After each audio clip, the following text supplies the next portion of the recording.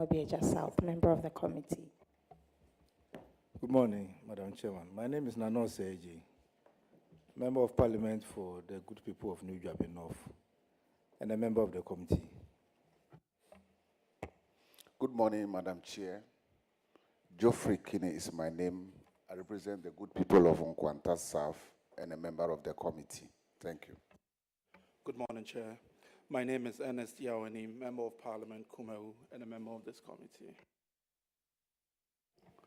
Good morning. My name is Honorable Alexander Gabi Hotoja, the MP for Central Tongue in the Volta region, and a member of the committee. Hello, good morning. I'm Samuel Atamils, MP for Commander Edina Eguafo Abrim, and the Parliament for the people of Impraiso, the Vice Chairman of the committee. All right, now we'll call in the Controller and Accountant General.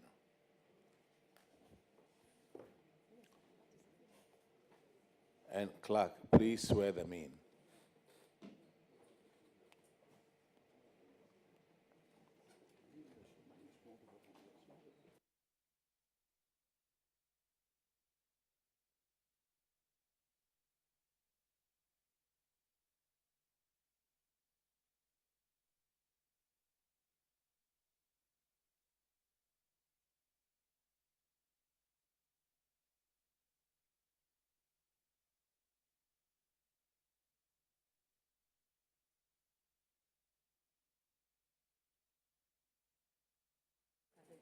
Have they sworn in? I sent it to you before you left. I sent it before you left. It's the same thing. Like this? Right.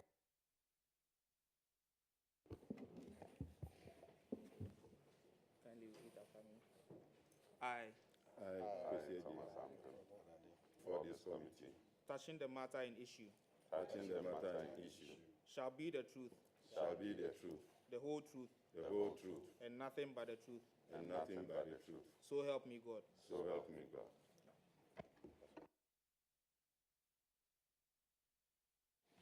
Honorable. Thank you, Mr. Chairman. Mr. Chairman, my name is Thomas Ampem, Deputy Minister for Finance, and to my right is our Chief Director, Mr. Patrick Nomo, and we have to my immediate left the Controller and Accountant General, Mr. Akwesi Ejeyi. Honorable Chair, I am Patrick Nomo, Chief Director at the Ministry of Finance. Honorable Chair, I'm Kwesi Ejeyi, the Controller Accountant General. Honorable Chair, I'm Mark Efforts Koku Adal. Honorable Chair, Idode Kwangwa Abuati, Deputy Controller and Accountant General for Financial Management Services. Honorable Chair, I am Paulina Akorugo, Assistant Controller and Accountant General, Director of Payroll. Thank you very much for coming. We'll start today's proceedings by going through the overstatement of public debt, and Honorable Abna Oseasari will take that one.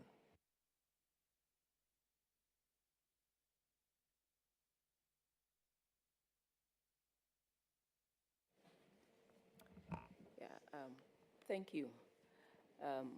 Controller and Accountant General, I know you are responsible for, let me put it, the financial statements of government. And as part of the financial statement that was captured, the part with public debt, the Auditor General reported that it had been overstated by 138 million Ghana cedis.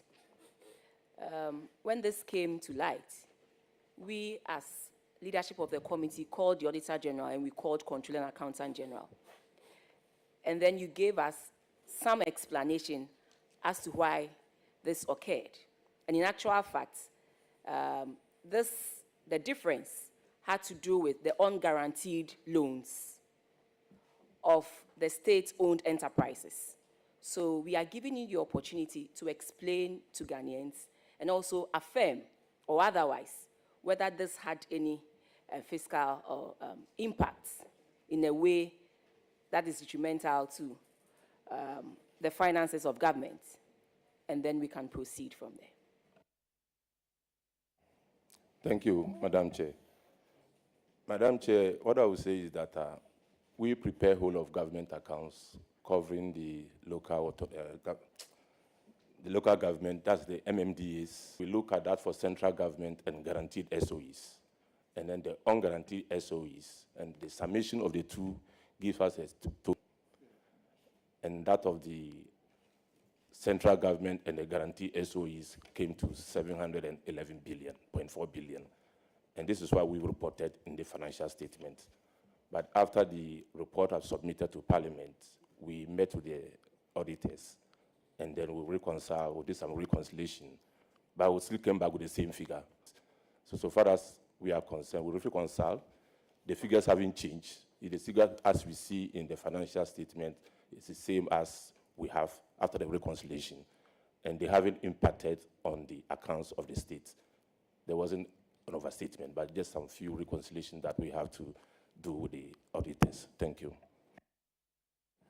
Well, I for this collaborate more with the audit service, and also let your responses be timely, because they are also bound by Parliament.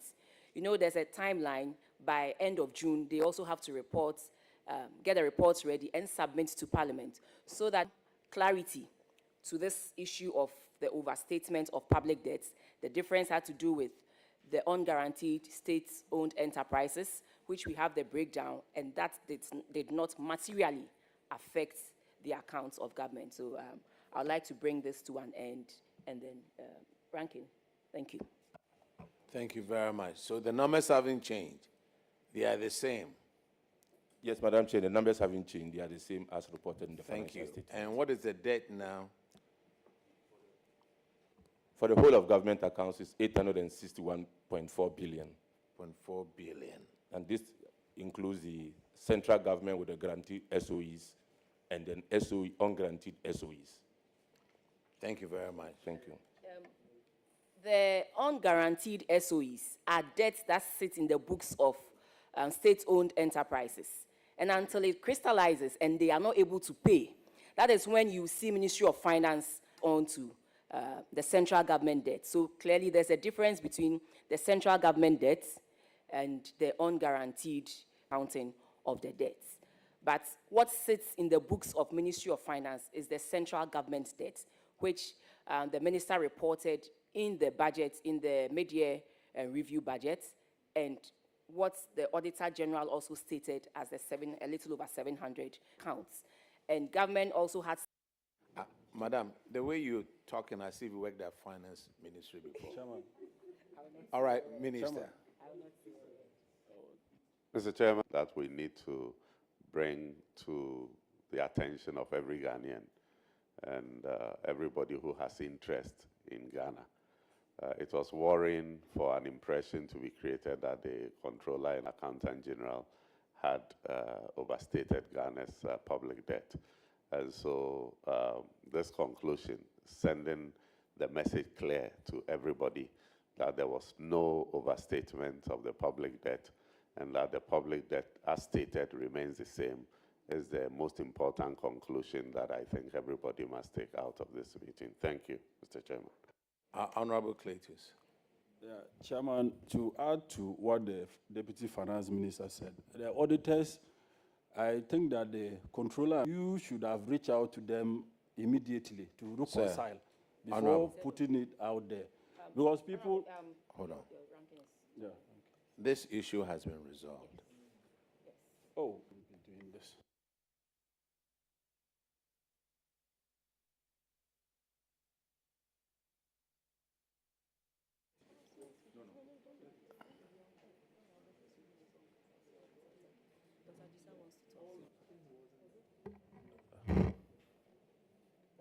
All I want to say is that, you see, Controller and Accountant General, we have our rating agencies, Fitch, Moody's, all of that, who listens to us or who are always rating us. So when you come out to say that the controller has overstated the public debt. It has an effect, and the credibility of much as possible so that we don't come out with these discrepancies. Thank you. Honorable Jassel. Chairman, because you've working with you, will it not be fair to hear what the Auditor General has to say in response to this? Because it appears we are dealing with Auditor General's publication and his reports. And so if the Controller and the Minister of Finance are here to restate that it's been resolved, they reconciled it, all that. But this is also the report from the Auditor General. I feel it's fair to just hear them, what it is. Why do we have this? What went wrong? Is there any lessons to learn going forward? Is there any recommendations from them? Maybe that will be a better service to the Ghanaian and the taxpayer. Thank you, Mr. Chair. Auditor General. Thank you, Honorable Chair. With your leave, I will ask my colleague who is responsible for this particular report to respond to it. Thank you. Thank you, Honorable. Actually, when the issue came up, we issued observation to the Controller Accountant General for explanation. And the response Controller Accountant General gave was to engage Ministry of Finance for a reconciliation. Unfortunately, because we were pressed of time and we needed to also meet our mandate under the Constitution, we issued a report. And after that, a reconciliation had been done, and we can certify that the public debt is as is in the whole of government account. Thank you. All right, let's move on. Item of investment. Honorable David Sopoku Ansa would handle that one. It's paragraph 19. Thank you very much. So, Controller, the Auditor General highlights a misclassification of this as an impairment loss. It was wrongly recorded as a provision for investment. You also appreciate the fact that this error affects how government's financial position is presented, since impairment losses and provisions have different meanings under proper accounting standards. I want to find out from you why this 74.24 billion was misclassified. And if you could go a bit further to let us know who approved this accounting treatment. Thank you, Madam Chair. I will ask my Director for National Accounts, Dr. Mark Efford Adadi, to respond to this observation. Thank you.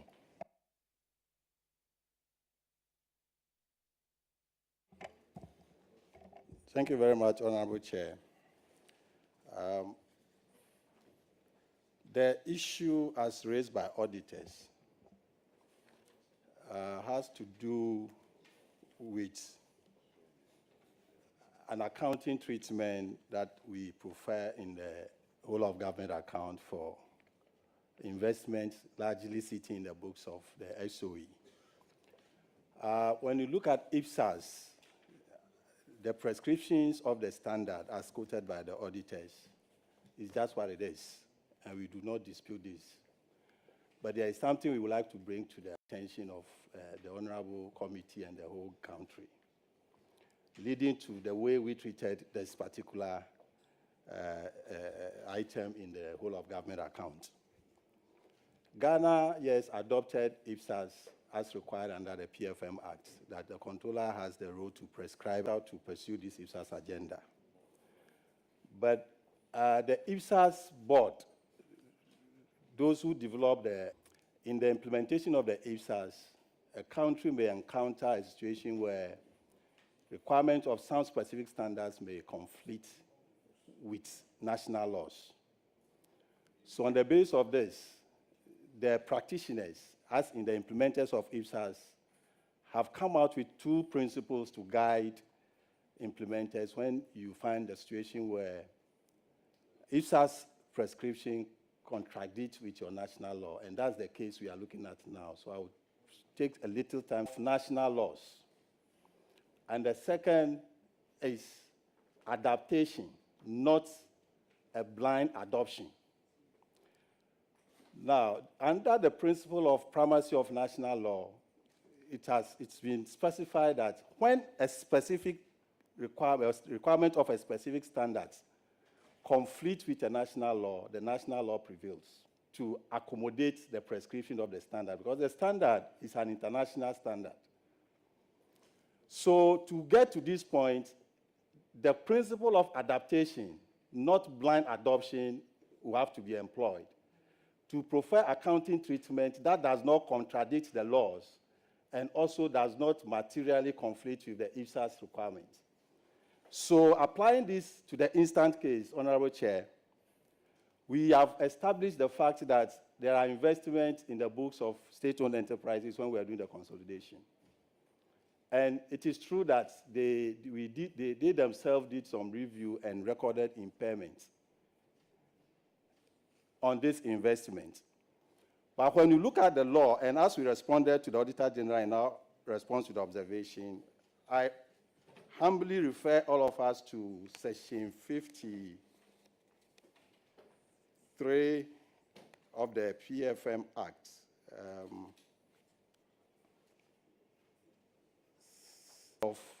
Of public funds. And Section 53(1)(b) says, the minister shall seek the approval of a deficiency in public funds or public resources. On the basis of this, Honorable Chair, as much as we acknowledge that there are some impairments on this, Ministry of Finance and Parliament for approval. And to accommodate these provisions of the law and IFSAS, we actually made provision in the whole of government account to take care of this impairment. And when you go to statement of performance, I can refer you to the specific page. We have really made a provision from the statement of financial performance to take care of this impairment. And instead of us deducting it direct from this investment and reporting the net in the balance sheet or statement of financial position, we reported this investment, financial position, and statement of financial performance is the same as IFSAS want us to achieve. So technically, we are applying the adaptation, not blanket adoption, and the primacy of national law in the treatment we gave to this. We thought we should bring to attention to this Honorable House and our auditors and those listening. Thank you very much. Thank you very much for your answer. Appreciating this impairment loss, but you also agree with me that, I mean, from your end, you cannot do anything with it, about it until it comes to Parliament. I mean, that's what the PFM Act and the Constitution of the Republic says. What steps have you taken to address these concerns? Yeah, Honorable Chair, thank you. The first step, this impairment, and then get them to write to Ministry of Finance. Ministry of Finance will assist them, of course, to collate all this, and Ministry of Finance will have to take steps to come to Parliament for this. So with this on the agenda now, with the audit, we just have to start the process. And Honorable Chair, let me use this opportunity to acknowledge the contribution of auditors to improving the quality of the national account. Even this very account we are looking at, identify them. And they drew our attention to certain things, and we did further probe even to identify certain things on our own. So we would like to really acknowledge the contribution of auditors. And this very thing should be seen as a matter of national interest, and not auditors getting out controller, but we'll do our best to make sure we take the necessary steps to get them addressed. Thank you, Honorable Chair. Thank you. Before I bring in the auditors, I want to find out from you, does this misclassification affect debt sustainability ratios presented to Parliament and the international lenders? Does it do that? Not at all. So, auditors, Thank you, Honorable Chair. We actually, understand the concerns raised by Controller and Accountant General. 41 do allow entities to make an allowance for expected credit loss, depending on the credit risk. So the point of referring the impairment loss to Parliament, for us, it's a little bit on ease for us, because the impairment loss is not a write-off. A write-off will constitute derecognition of the financial assets from the books of accounts. But impairment loss is more or less like depreciation. You don't need approval from Parliament for depreciation. When he read the PFM was saying write-off and not allowance for expected credit loss.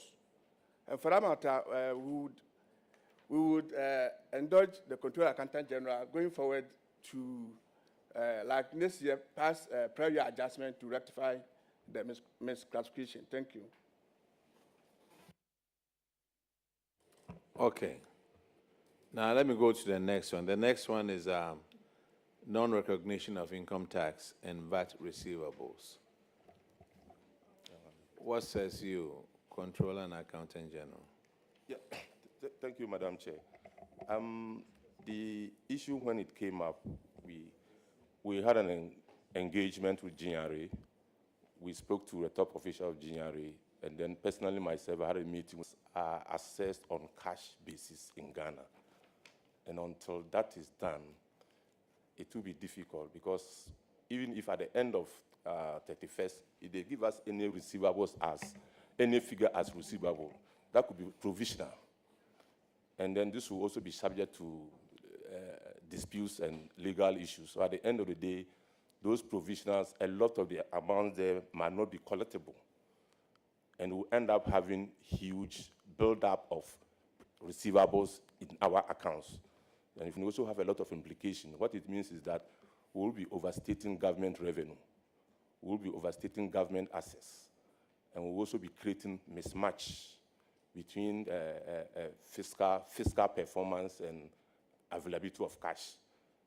Again, it will also raise issues about credibility, about our fiscal reporting, because if you have huge receivables in your bookend accounts, so we think that we should tread cautiously on this issue.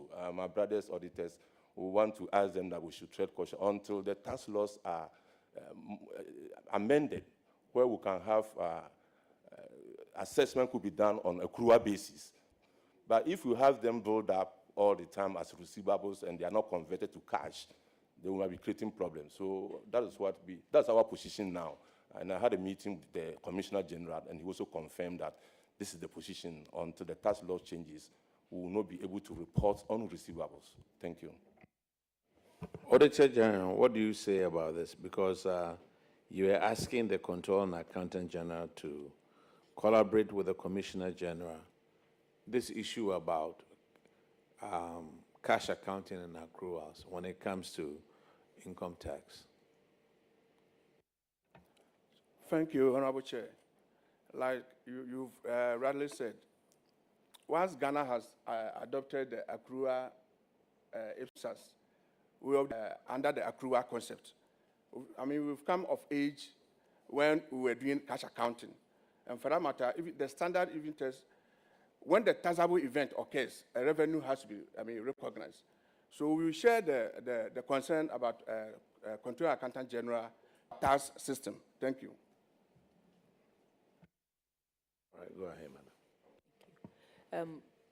Ministry of Finance, I think you should assist Controller, assist GRA to look at the kind of laws that we need to amend if we are to go the full IPSAS way. And we cannot continue to use this as an excuse to not fully comply with IPSAS. So I'm sure the Auditor General will be willing to assist you. Let's identify all the things, all the laws that we need to tweak so that in implementing IPSAS to the full, we can do it without any hindrances. And then we can have a full and complete account for all of us. And the committee will be very happy to also assist in that regard to make sure it happens. Thank you. Minister, rightly so. In fact, we've started an engagement with the Controller and Accountant General and the GRA to see if we can align this. But as the Controller explained, there are genuine practical challenges because if we go ahead and recognize all those revenues and begin to plan for them, knowing very well that at the end of the day, practically, as it has been happening, sense will also have to be taken into consideration in any decision we make going forward. But ultimately, it is important that we are all on the same page so that when auditors are coming to audit, they know that these are the laws within which we are, and then we don't go semi-accrual. We are reporting some on full accrual basis and all that. They don't help to be consistent. So I appreciate the concerns, and All right. The next one will be on paragraph 34, lack of impairment review of the tangible and intangible fixed assets. And Honorable Simon will take care of that one. Thank you very much, Mr. Chair. We're supposed to conduct an assessment of these assets. There was no impairment test on the assets done. And is there any reason why this wasn't done? Because it's required under IPSAS 21 and 26. Thank you, Madam Chair. I ask our Director for National Accounts, Dr. Mark Efodadade, to respond to this. Thank you. Impairment is one very important, I'll call it national issue that, again, auditors have raised. And we also need to provide explanation that will further the national attention to this very important IPSAS requirement. The issue even goes beyond just impairment. The issue has to do with the assets of government that we report in the national accounts. We are at the stage where we still have significant portion of our national assets not due their attention that as part of the roadmap to get government fixed assets fully reported on the fixed assets in your books, it is even premature to start impairing them. So they should allow us some time, space to work to bring fixed assets of government, all of them, onto the balance sheets. And the values we even have in the balance sheet, we need a second look at them, which I engage the assistant auditor in charge of the whole of government account, that we've developed methodology to identify the assets and value them. But those values need to be verified independently. So when we have all these values reported by to be sure that we are accurately reporting on them. We have not done that yet. So if you start impairing the assets, simply reviewing, we are still taking steps to develop a strategy to get this done, at least at the entity level, for those entities that are ready. So we have currently developed the impairment assessment guideline. We have it currently to share with the auditors. We have a collaborative committee that any technical tool controller develops, and as required by the PFM Act, we need to seek Auditor General's consent through consultation to be sure these tools are really okay to be deployed. So we have deployed the tools for impairment assessment. The next step, we engage Auditor General and the team to review it. Once we agree, we'll start the deployment for the entities to start using it. But before then, let's also pay attention to getting the fixed asset data onto the government balance sheet. As stated, are overvalued. Honorable Chair, we wouldn't say they are overvalued. We have them now are justifiable. But we use accounting eye to put those values of government. Then we can engage Ghana Audit Service. This impairment test can be applied to make sure we report on the appropriate value for these assets. Thank you. Do you have any time frame in mind that this will get done? Yes, we are working to ensure the 2025, so we are in August now. Before the end of the year, we might have finished all the necessary engagements and we'll start the deployment days before then. Thank you. But this IPSAS has been in, it was passed about a couple of years ago, right? And it takes that long for you to fully comply. Yes, Honorable Chair, IPSAS, we've adopted this as long as 2004, but progress has been very slow. And as indicated by Honorable Chair, we even have to look at our laws and then how we want to achieve fully under IPSAS. But thank God, in the 2023 annual account, Ghana became full compliant at the national level. So we are just working to deepen the achievements. And Audit Service has been a very, very useful partner in this regard, including what we are discussing now. Thank you. Okay, the next one is unreconciled intercompany account balances in the WGA trial balance. And Honorable Nana Oseje will take that one. Thank you very much, Chairman. Controller, as my chairman said, this one is unreconciled intercompany account balances in the whole of government accounts trial balance. We all know that the intercompany account balance should have, if there are imbalances, I think it has effect on the test said. Controller, my first question to you is, can you please take the committee to know how you arrive at these figures? Thank you. Thank you, Madam Chair. The Director for National Accounts will handle this observation. Thank you. Thank you very much, Honorable Chair. Yes, this is one of the issues, and we want to say auditors.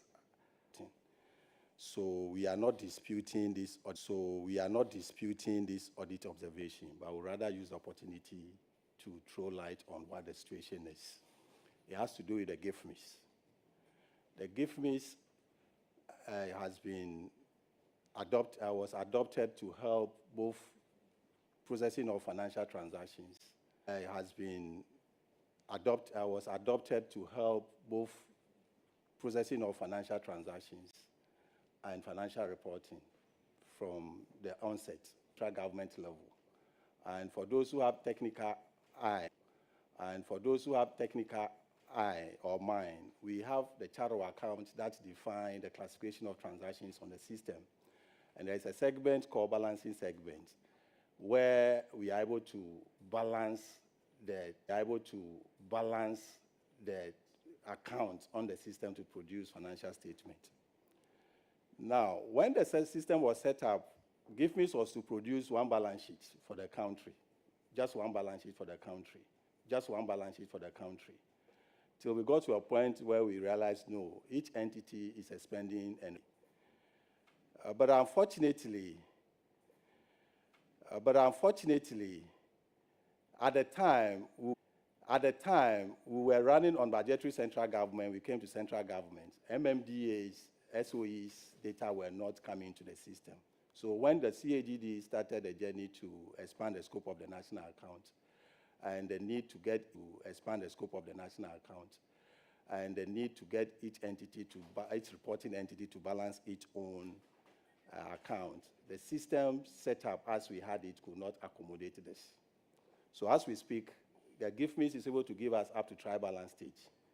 And when we get a trial balance, the transactions that happen between government entities are the intercompany transactions we are talking about. There should be automatic net off. So when Parliament of Ghana enjoys electricity from ECG, when we are producing whole of government account, ECG will report money paid by Parliament to ECG as revenue, and Parliament will report this as expenditure. But if you are treating Ghana as a single economic entity, there is no revenue, there is no expenditure. This should net off to get the zero, as Honorable Member indicated. The system should be able to do this automatically, but the setup currently does not support this. But we can also not wait for the system, so we have to find a workaround to address this. So what is happening currently is that we run the trial balance from the GIFMIS or anyway, and we identify these intercompany transactions that are hanging instead of being zero. Then we manually do the adjustments when we are doing the consolidation, which auditors duly acknowledge, and that's what we are doing. So the issues raised by auditors have been addressed. They did not impact that we need to get the system up to speed to address this very key, this very important functionality. Thank you. This particular instance, you find we run a trial balance, the consolidated trial balance. So, the auditors have identified. It's something that we are. Thank you. Controller, so what are the measures being put in place now to avert the occurrence of this abnormality? And also give us some time frame so that next year we will not be seeing these imbalances again. Yeah. Honorable Chair, to address this, we really need to relook at the GIFMIs. The GIFMIs in its current form require some refitting. And the scope of the national accounts is above what the GIFMIs can accommodate currently. So we just have to refit the GIFMIs to address this and many other issues that are lingering at this. Brought to the attention of the Ministry of Finance. The Controller and Accountant General has written a report asking for an upgrade of the gift mix system. And so it is something that we are looking at to see what can be done to upgrade it so that it can contain the whole of the account and perform all the functions that needs to be performed. And so I cannot give timelines here because I know of government assurance, but I can confirm that this information has been brought to the attention of the minister, and we are thinking through what to do. Thank you. Mr. Chairman, I think it is just a matter of allocating monies for this. That is the point. So the minister should set his priorities right, because this is very, very important. It is a matter of allocating money to make sure you get the right licenses and training as well. So this is about funding. And so I would ask that the minister in the 2026 budget can allocate some portions of the revenue to start something concerning the gift mix system. And I believe that will go a long way to save our country from some of the infractions that the Auditor General cites us for. And so it's over to you. It's all about allocating some monies. And so he should set his priorities right and make sure you give some monies to handle this, Honorable Minister. In all fairness, this is not about politics or anything, but I think that it is more about allocating some funding. You cannot, conclude maybe in one financial year, but at least you can part away with some funding that if in this year I want to conclude on a portion of it, that will enable all MDAs come on board and do the basic things that the Auditor General cites them for. And then in moving forward, we will do the more advanced things, and that will be good. And so we'll look out for it in the 2026 budget. I know you are preparing to bring the budget to Parliament, so please pass on this message to your minister. Thank you.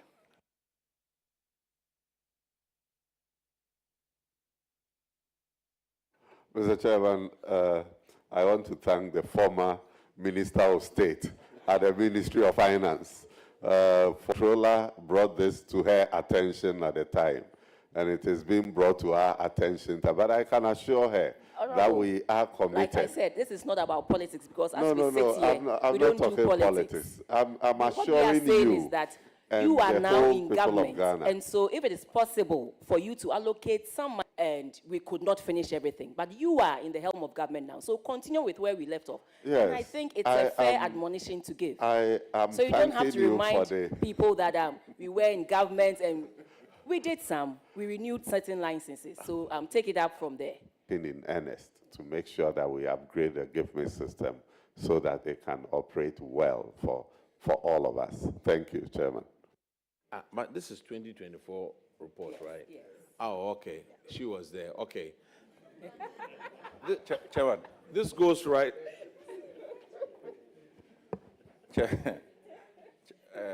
So, governance is continuous. So, we expect that if it was not done in the past, it should to progress Ghana. But yes, but just to bring to your attention, so last year, when in our rounds, especially dealing with the schools and all of that, and assemblies, they usually bypass the gift mix system with the excuse that the assemblies are not hooked up to the internet. has this come to you as reliable internet access? I mean, this question should be going to the Ministry of Communications, but because a lot of these infractions, I mean, come up all the time, I just want to bring to your attention, if you are not aware, and let's find a way of releasing funds to ensure that at least every assembly or every MDA is hooked up to the internet so that they do not come with the excuse that we were not connected to the internet. Minister, if you have something. Chairman, this is a very in the GIFMIS system is just giving that as a convenient excuse. Because, look, we have seen clearly that institutions that are even far away from the capital, in the remote areas, are using the GIFMIS, and those who are in the cities are rather using internet as an excuse. So that cannot be the real reason why some institutions are failing to operate within the GIFMIS system. In fact, the budget committee, chaired by Honorable Kweku Kwarteng, has started an exercise, and they have started inviting every institution that is not operating, we remove all the obstacles, all the challenges for which they are not able to operate within the system. We've given ourselves some timelines, and so to come here and give consent, but it is something that we are really working on. Thank you.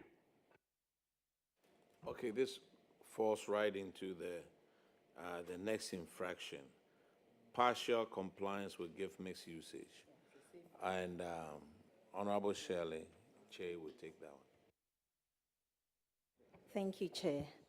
So, as Chair indicated, there are some covered entities that are not fully compliant with the GIFMIS system.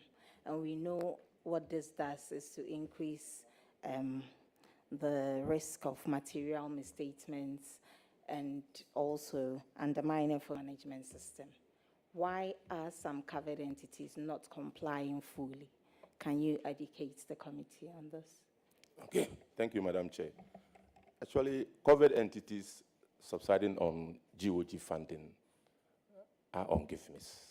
I mean, those who receive releases from Ministry of Finance for their payments are all on GIFMIS. The gap is and as Honorable Minister said, the budget committee actually requested for a list of institutions that are not on GIFMIS. That information was given entities not to use GIFMIS because they are able to refer their payments even outside GIFMIS. And we've started a program. We want to do it. We are going to gradually withdraw the manual checks in the system. So gradually we'll withdraw the manual checks, and that will compel them to use the GIFMIS. If you process and they are even saying that if there's any payment that is outside GIFMIS at the Ministry of Finance, we should start with them. So we are going to come out with a program. We've had discussions with GIPS, which is Ghana Interpayment and Settlement System, to use the EFT with the commercial banks. We are going to sign a service level agreement with them, with the commercial banks as well. So we'll do it. We are going to do that. And they'll be forced, they'll be compelled to use GIFMIS. It's something that we are going to do. Thank you. So these are promises that I look forward to you fulfilling, but how soon can we expect you to do this? We did a pilot, and I think one is it Ablukuma South Municipal Assembly. Currently, they are using the EFT and it's working. We want to build on that, and then, as I said, that to be done gradually. We want to identify all the manual checks in the system.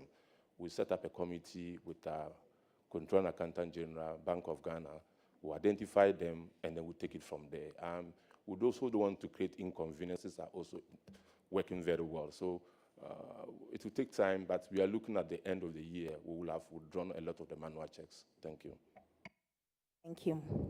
If the covered entities that are not operating fully using the GIFMIS, especially those using their IGFs, they are the main culprits now. We want to give them the benefit of the doubt. And so as a follow-up to the parliamentary engagements with them, we have invited them to meet with the Ministry of Finance and Controller and Accountant General's Department.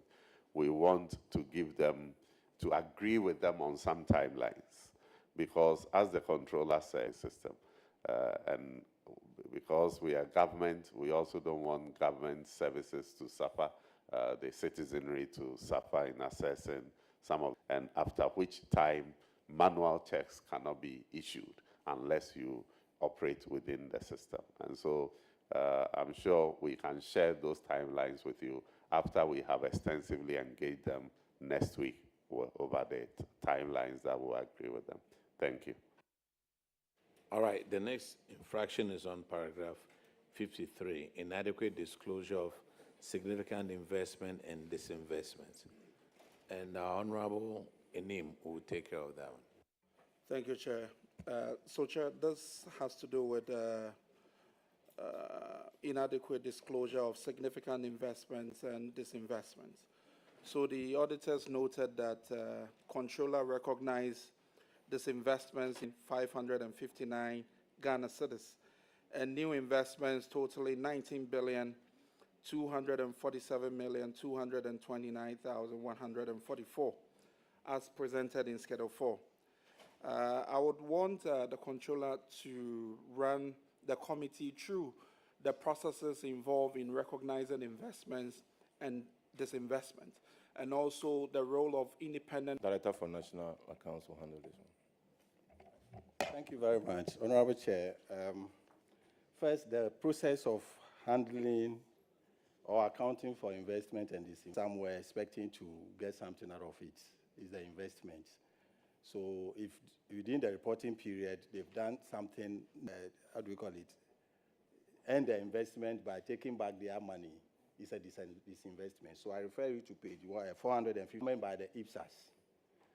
And let me indicate that controller, we are not directly involved in doing this investment and disinvestment.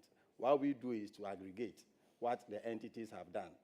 So sometimes it becomes very difficult to know specific reasoning, timing behind this investment at the accounting stage.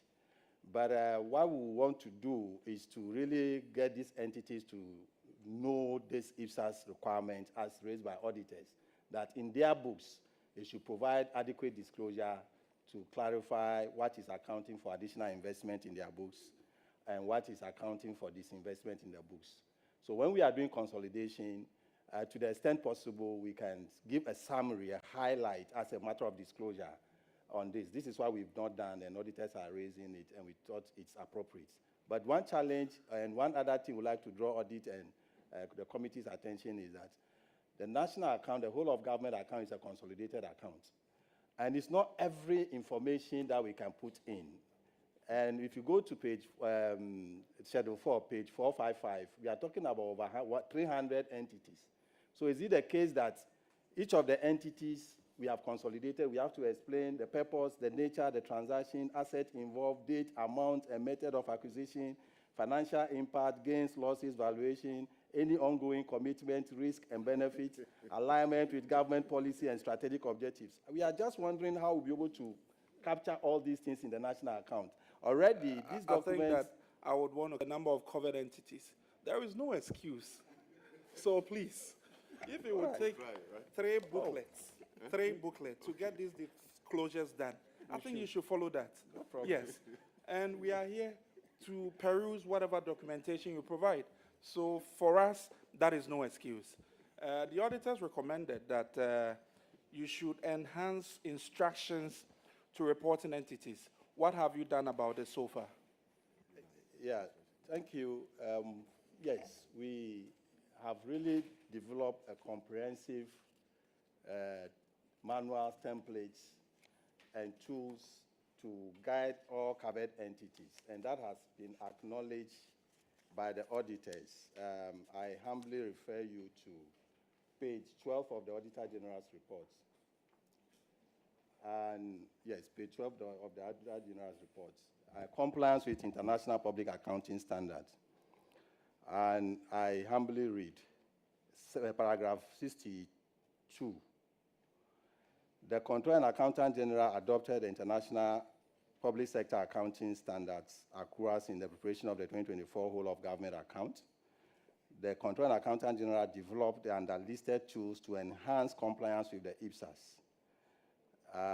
with IPSAS, the accrual basis of accounting and reporting at the national and entity level for use by covered entities. So the tools have been mentioned: accruals, report and checklist, training manual, and asset register. This is the statement.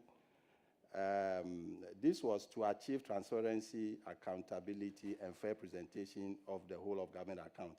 And this is the statement from the Auditor General. I must commend the Controller and Accountant General and his team for this achievement.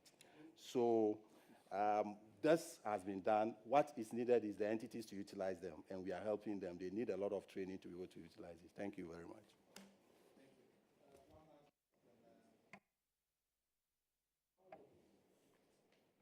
How would you ensure that going forward, now you have provided all the things that you have done, but in terms of evidence, then them receiving these instructions. Yeah. So do we have evidence to support that all covered entities have been given these instructions as to how? Yes, we have evidence. These documents were launched at 2024 Annual Conference of Controller and Accountant General. And as I speak, they are all on the Controller's website for all entities to download and use. We've also administered training for over 1,000. We have the auditors here. Auditors, are you satisfied with these explanations? Honorable Chair, yes, we are satisfied with the explanation given. Thank you. Thank you very much. Mr. Chairperson, I need 2 more minutes to ask. Yeah, the former Minister for Finance. Minister of State at the Ministry of Finance. Yes, she wants to ask you questions. Yes, when she was there. I'm looking at the actual accounts on page 43, and I see biological assets. And you're saying it includes agricultural bits. I just want to find out, how do you assess biological assets? The amount I see there is, to me, a bit on the low side, based on the definition you gave. The notes is 55B, but the actual is 43, page 43 on the accounts. Another benefit of IPSAS. Biological assets technically are those assets of natural character. Animals we have, and those things that we are holding that are biological in nature, and they are not there for resale. They are there to produce, like University of Ghana having a farm. These are biological assets. We have to find a way of valuing them and accounting for them in our balance sheets. It's a highly technical area we are looking at now. So it's good you've spotted this, Honorable Chair. We are engaging Ministry of Agric and identifying institutions that have any engagements in the form of agric or related matters. Then we find a very suitable way of identifying this and valuing them. There are some technical complications, but IPSAS is a requirement of IPSAS, and we have to work to achieve it. The figure you've seen here is an indication that we have started something. So we'll build on it in the subsequent account, hopefully. Thank you. Also, I looked at page, is it 588, the grants bit. And for countries that I know, they are usual development partners who in one way or the other bring in something. I don't see any figure there. I just want to find out from you why it is so. We did not have any inflow from these development partners for 2024. And we collate this data from Ministry of Finance, the entities, and our Public Debt and Investment Directorate. Once there's no figure here, we still have them in our books, but within the reporting year, we did not receive any inflow from them. That would be the reason. That's not possible for Japan, for Germany, for France, for Netherlands. Yes. I don't know. So Ministry of Finance, maybe the right division should collaborate with the Controller Accountant General and help us get input for some of these grants, because I know that these countries, in one way or the other, contribute something. It can be nil. I know we are in the process of making sure we implement fully the IPSAS, But we should also take steps to ensure that any entity that is supposed to give you the right information does that, so that at the end of it, you give us a very comprehensive view of Ministry of Education. And consistently, every district, and there was a third one. And payment of responsibility allowance to those not deserving of them. And for some of the districts, they maintained that they sent letters to Controller and Accountant General to halt these payments. Some said they have done that for a year, not been able, has not stopped these payments. Controller, we want to find out from you that clearly if there's evidence to that effect that they have actually written to your end, they have done everything that they need to do, and your people, as in Controller, has not done the needful, we will speak to the Auditor General and leadership and apply the necessary sanctions, because it is becoming too many. Some genuinely tell you, we sent the letters, we have proof, we have done this, we have done that. On Friday, it wasn't a pleasant situation at all. Consistently, we had more than 50 districts being cited for the same issue. Yes. Thank you, Madam Chair. On Friday in the evening, I watched a bit of it on YouTube, and that was around 6 p.m. And I even sent a message to the Director General, Professor Davis, on the same issue. And that very evening, I called Mr. Mark Ilo that I wanted a copy of the audit report.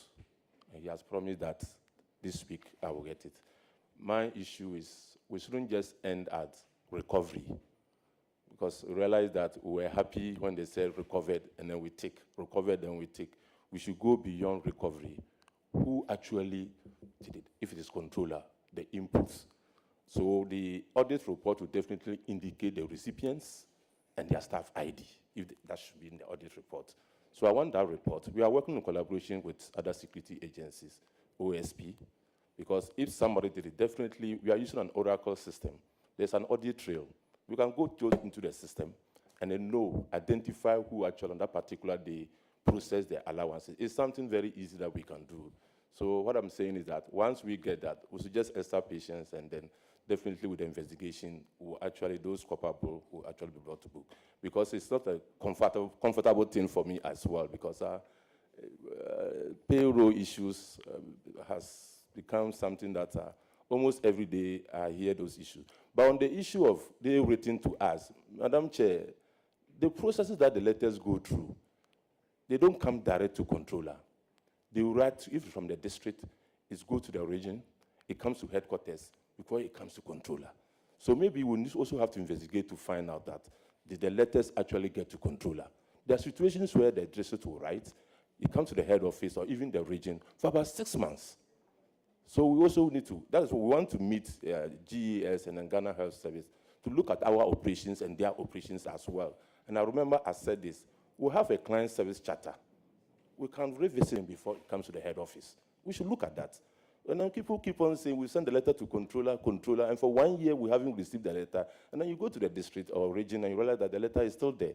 So we'll collaborate with them, and then they'll give us timelines, and this should be resolved. But for the audit report, I have requested for... In this day of modern technology, give them 2 or 3 emails that once they send from the district to the region should, so that there will be a paper trail. Sending emails is faster and more efficient than writing letters. And if you engage the heads of institutions, that moving forward, this is how you want to go about it. In addition to the letters coming to you, it will go a long way to solve some of these problems. Madam Chair, thank you. It's one of the issues we want to discuss. What we want to do is that if it had to do with inputting, then we'll still expect that the hard copies will go through the region to the head office and then come to us. But if it had to do with stoppage, then of course, as you're saying, we can even start with the email. So once we receive the email, But and it's- controller, yes. in sending the email, they need to attach the relevant documents. Yes, they will attach the relevant so if documents. they attach the relevant documents, it's the same thing there. No, it's the same thing, but as I said, protect the public purse. What I'm saying that if you have to do with the stoppage of unwarranted allowance, then of course the email with the relevant documents, when it comes to us, we can stop the salary or whatever it is, whilst waiting for the original from the head office, so that we don't continue to pay unearned salaries to the recipient. That's what I'm saying. So. And then finally, why is it that when sometimes mistakenly somebody's name is taken off the payroll, it takes forever? Controller, it takes forever for the person to be put back on it. Sometimes it's a genuine mistake from the validators. And, and sometimes too, it is a way of some of the heads showing teachers where the power lies. Exactly. And it's very, very painful. Since since Friday, we've had a lot of the payroll. For one reason or the other, you have to go to controller. Sometimes 8 good months dated. How do we cure this? Thank you, Madam Chair. If you have to do, people deserve to be paid. So if for one reason or the other, they don't validate you, then it's the same process. It's the same validators and institutions. Some of the challenges that when they bring proof to you that it was wrongly done, and so you have to reinstate the person. That's what I'm talking about. I mean, there are some people who vacate posts and they deserve to be taken off. But those who, for one reason or the other, are genuinely taken off, the validators will tell you they have done the right thing. They have sent the documentation and everything to controller. Sometimes they even show you evidence that this is what they have done. And the beneficiaries come all the way from the various places to come and sit in controller and see, who do I know to help me do this, help me do that. So let's not just explain it away. There are genuine reasons and genuine concerns. I think maybe you should have a desk. It's not too good. Thank you, Madam Chair. We have a desk. We have a client service who deals with the payroll issues. And I think I remember I mentioned this somewhere that they come direct to the client service, and then their issues are resolved. Those can be issues. The issue is that some of the issues could have even been resolved at the district level, but we don't understand why people still want to see somebody to resolve their issues for them. We think they are genuine concerns. You've gone through the process, and they will be resolved. We'll see to that. But please, I want the Director of Payroll is here. Thank you, Honorable Chair. Regarding the issue of responsibility allowance, normally when an officer of an institution is given additional responsibility, is to get that done. Now, for example, if in a school, a teacher is given additional responsibility of guidance and counseling coordinator, it is the institution that need to go through the processes for approval. And they are the ones, the personnel processing sections, they are required to capture this data on the payroll system. For example, if the officer was Assistant Director 1, 19, with the responsibility, it would be Assistant Director 19H if it was 19L. So you don't find it as a line item on the pay slip. It's just the change in job. So it's the institution that is supposed to capture this data on the payroll system and then inform controller. When, again, that responsibility is taken away from that officer, it's the institution, again, that is required to also change the job again to reflect the current job of the officer. Until that is done by the institution at the personnel processing section level, controller cannot do anything about it. We do not actually capture data regarding these issues. In my submission, I said that once they identify and they claim, they bring it to controller, they don't act on it. So I'm not asking controller to go to the institution and check, but they are saying that once the anomaly is seen, they write letters to controller and they expect controller to do the needful. That was what they said on Friday. Yeah. So my issue is, why does it take so long? And the Controller and Accountant General explained that sometimes the processes through which these letters are brought to the attention of controller is the issue. And so we mentioned the fact that we should come up with some emails, or as soon as it is brought to your attention, do the needful to make sure these names are off, or those who are receiving allowances that they are not supposed to receive, go off. That's all I want to put across. Honorable, the example I gave is that if they do not take action at their own level and they bring the letters alone, we cannot do anything about it. That is just the message I was trying to carry forward. But as soon as the action without, they can't write a letter without taking action. Nobody does that. You know, sometimes the letters can come to us without them taking action at their level. So most of the time we have to refer these documents back to their institutions. Madam, these to are take administrative action issues that you can check on them. So we ask that you check these things. Allowances shouldn't be put on those ones. So work with Ghana Education Service and the Ministry of Education to see how best we can rectify this. That's all we are saying. Nothing more, nothing less. All right, thank you. Madam Chair, thank you. But I just want to add that we need cooperation from the general public, because sometimes the investigators find it very difficult to get to the bottom of it because people are not ready to cooperate. So if you're a teacher and someone has taken money from you, you ask who has taken money from you, and they find it very difficult to come out. No, just let us know. Pardon? Just let us know, to cooperate. Because of the information that we are getting from the investigators, that these are sometimes they start an investigation and get somewhere and they get stuck because they are not forthcoming with information for them to actually arrest the culprits. So please, if you're a teacher and someone has taken money from you, we are not going to mention your name. You just come out. We will have a way of doing it, just so that we know those who are involved. If the controller staff, we will not shield that person. Controller. Yes, sir. Thank you very much. What we'll do is, on some of our sittings, we'll invite you to come and sit down and hear for yourself what is going on. And then you try to help us resolve these issues. When you have 1,000, one institution, then you ask yourself what is going on. And that's what the country is watching. They are watching you and I live. Thank you, Mr. I Chairman. wanted to. We are on national television. How do they come to you? There should be a means. There should be a system where, let's say, a telephone line or an email where they are sending you an email. Let the public know. We are live on TV. We are coming out by next week. All the regions will advertise their telephone numbers, and then the head office as well will do that, and then the emails as well.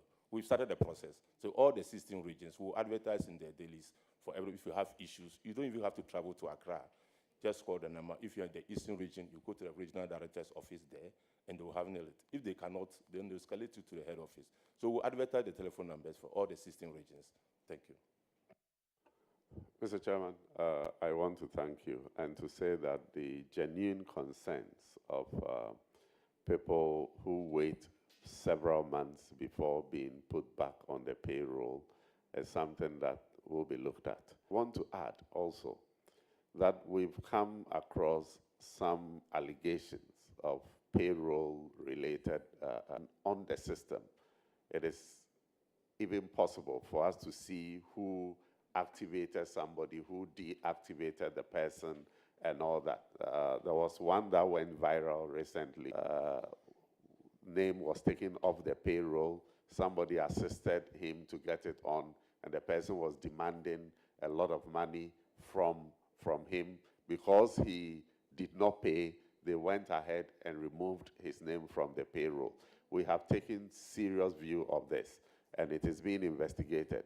Fortunately, controller knows the person in the controller office who activated, who deactivated, but a lot more information need to come serious views to some of these things, and he's asked that we have an in-depth investigation into it. We will apprise the general public of whatever the outcome is. And as Controller said, the public should be free to come forth with any information that will help us nip this trend in the bud.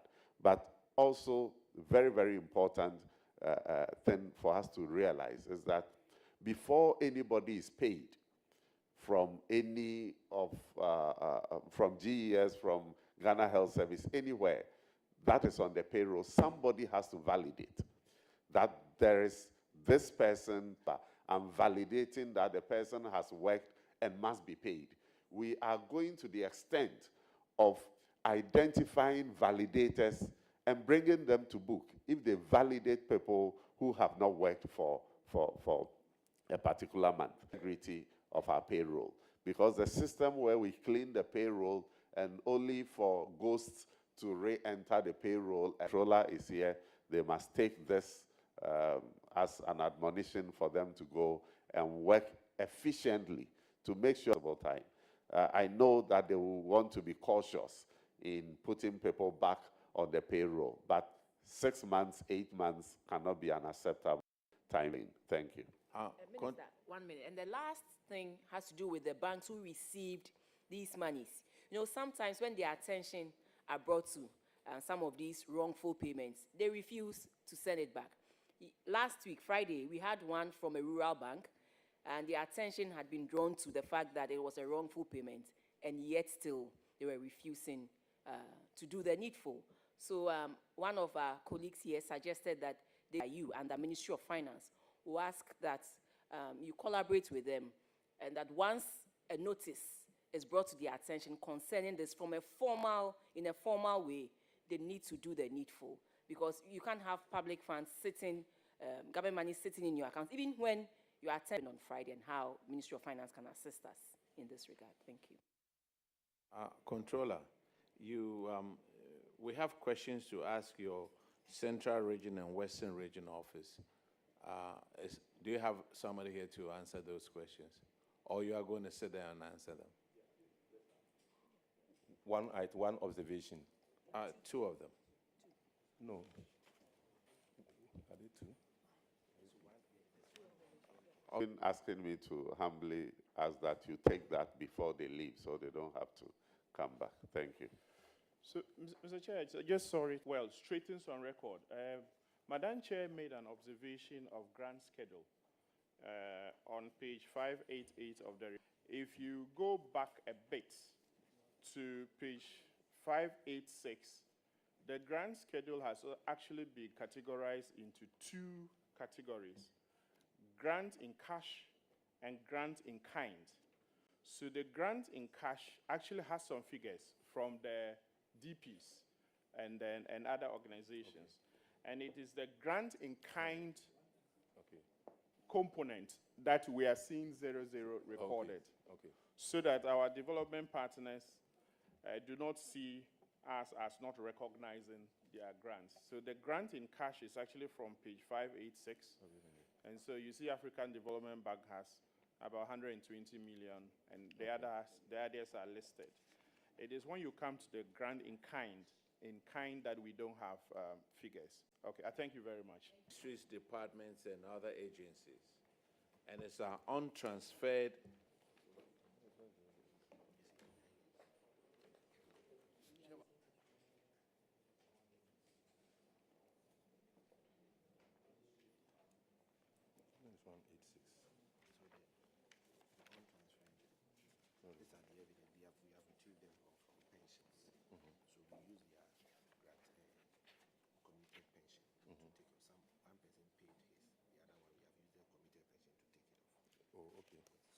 This one? Yes. So everything has been paid? Yes, paid. Okay. How many were there? Two people? They didn't mention. But one person, we use what? His committed pension? Committed pension. One person paid, and the rest we used committed pension. Okay. Deducted from their committed pension. Okay.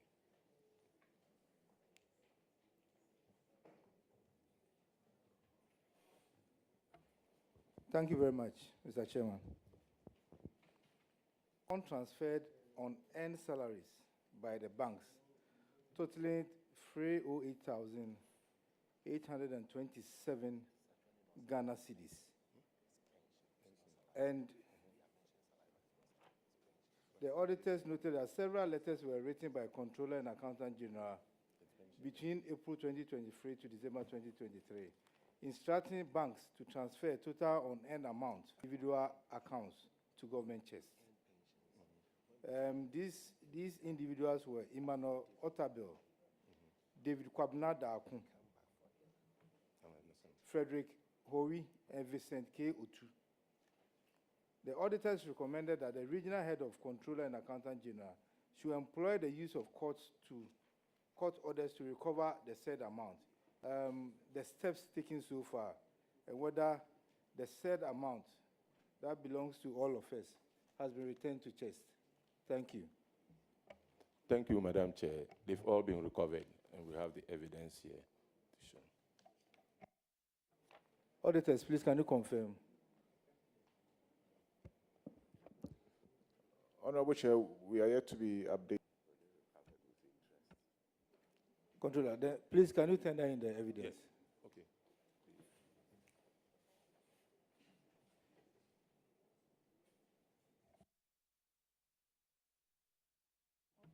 Chairman, please, the said amount has been recovered, so they've tendered in the evidence. Thank you.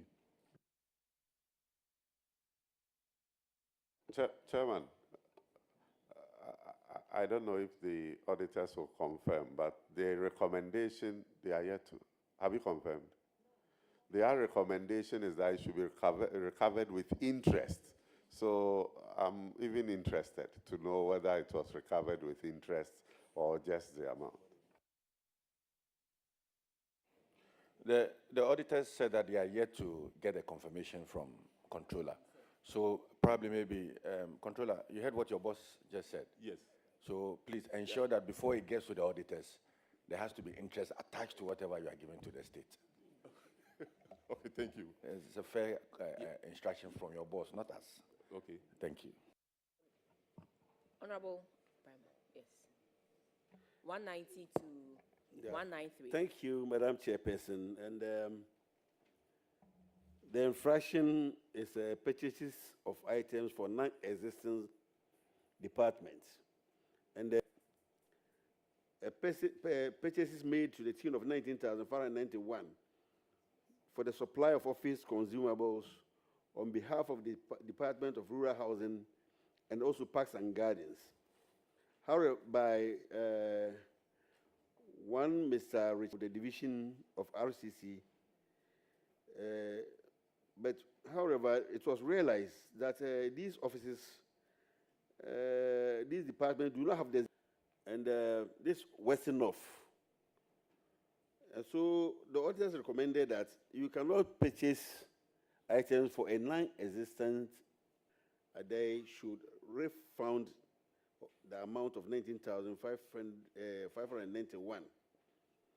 So the regional director of Controller was mandated to recover this amount from them and also to ensure that the two officers are sanctioned per.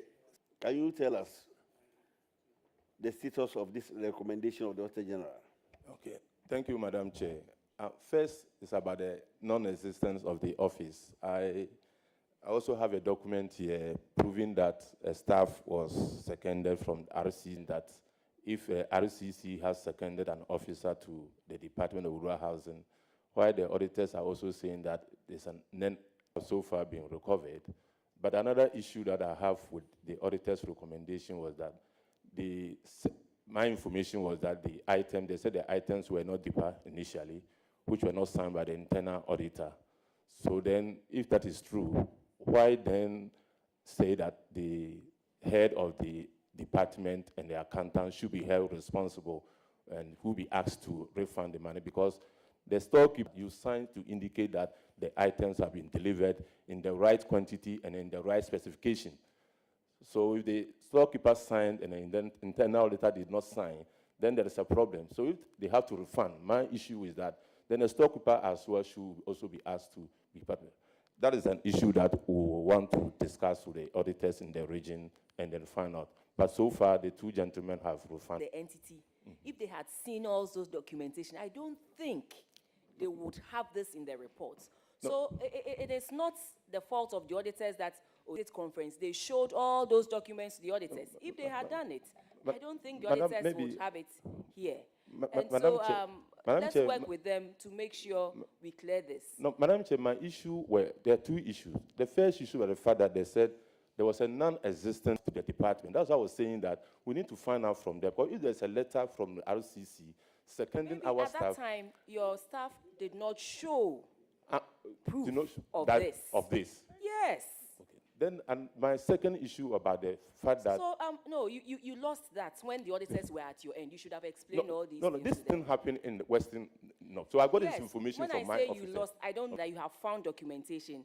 The best thing to do is give it to the auditors, let them clear you, and then we close this infraction, and we move on. But we won't come and allow you to lecture the auditors on... Auditors, can you confirm?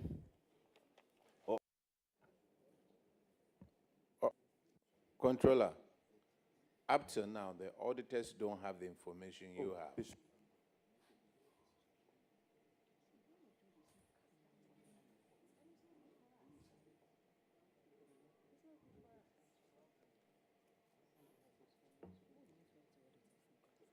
I even have, they sent it to me even on WhatsApp because I called the regional director to make sure that it is done. And I gave them a hard copy to be given to them. Yes. But Controller, excuse me. Yeah. You are not the auditor. The auditors were the ones who cited them. Yeah. So if they have that information, they should share with the auditors. Up to now, the auditors don't have copies of it. I'm saying that. I made sure that the refund was effected, and then I asked the regional director to send me a copy of the pay-in slip. So they sent it to me on my WhatsApp last week, and then I gave it to, forwarded to our staff that he should run a copy and then give it to the auditors. So I made sure that it was done, and I have it here, yes. So it goes to prove that your staff did not follow through it. That's what it is.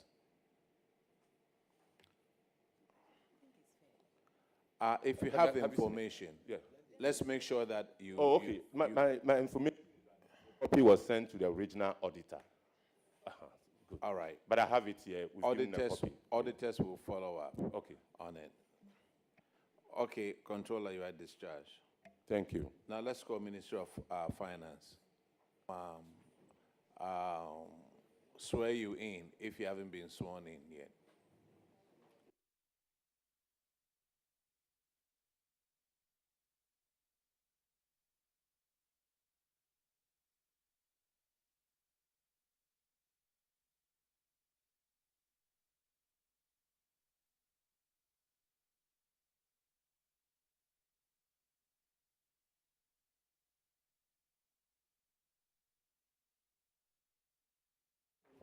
Hello, Ministry of Finance, please.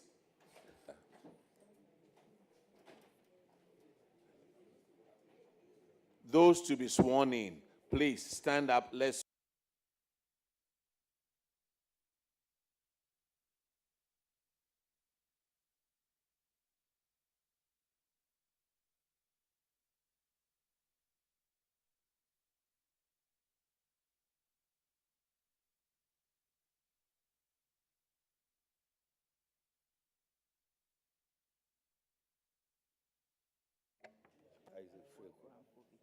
Swear by the Almighty God. Swear by the Almighty God. That the evidence I shall give before this committee. That the evidence I shall give before the subcommittee. Touching the matter in issue. Touching the matter in issue. Shall be the truth. Shall be the truth. The whole. Please introduce yourself to the committee.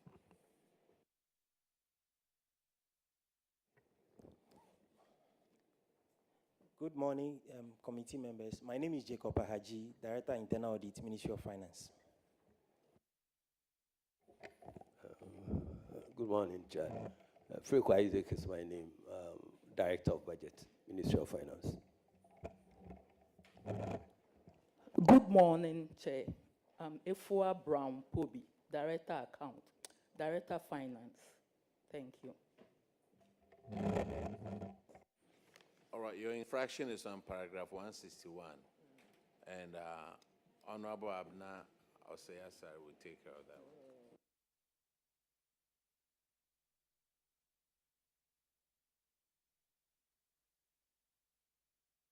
Orders on the Ministry of Finance's bank accounts. Can you brief us on the updates, and we can take it up from there, please?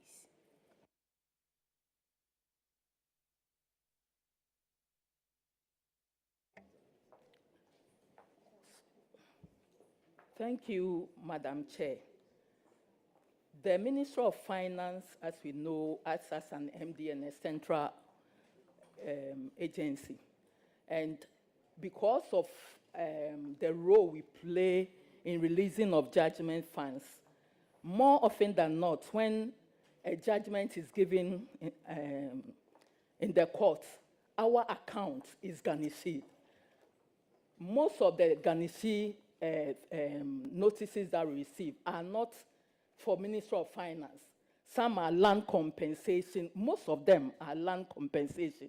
And we've been suffering for this judgment being placed on our account for a while. We've tried to do something about it, and honestly, it's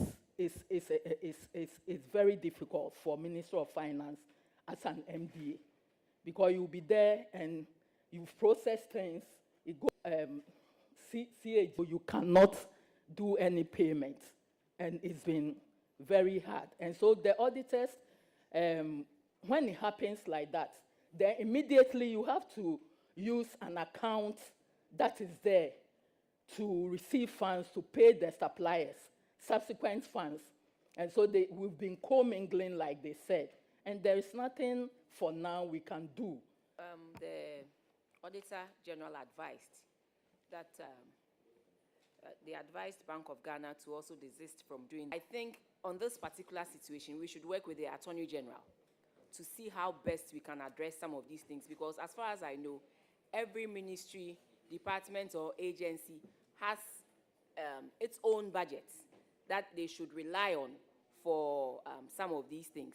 Unless, well, sometimes there's a line item at Ministry of Finance that takes care of some of these judgment debts and such Ministry of Finance's account. So, Honorable Minister, please, if we can work together with the AG's department and Bank of Ghana to address this situation, because it can be very, very embarrassing sometimes, especially when you know you have processed and some payments are due, you have to go ahead and pay, only for you to be told that your account has been garnished by the courts because of one thing or the other that is not directly related to Ministry of Finance.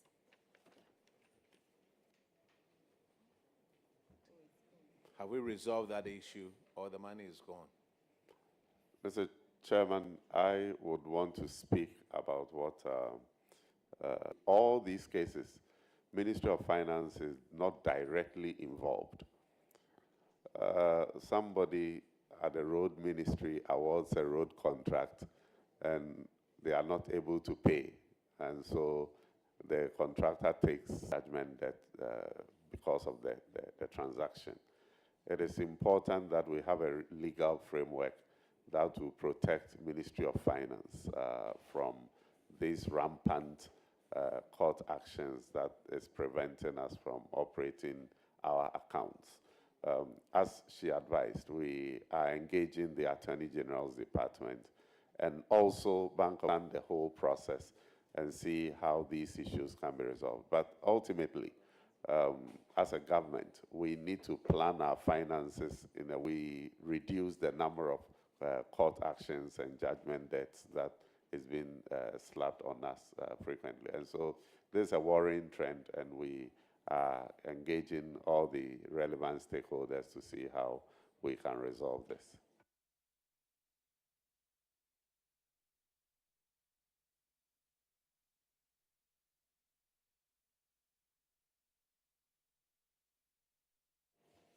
The next paragraph is on. Thank you.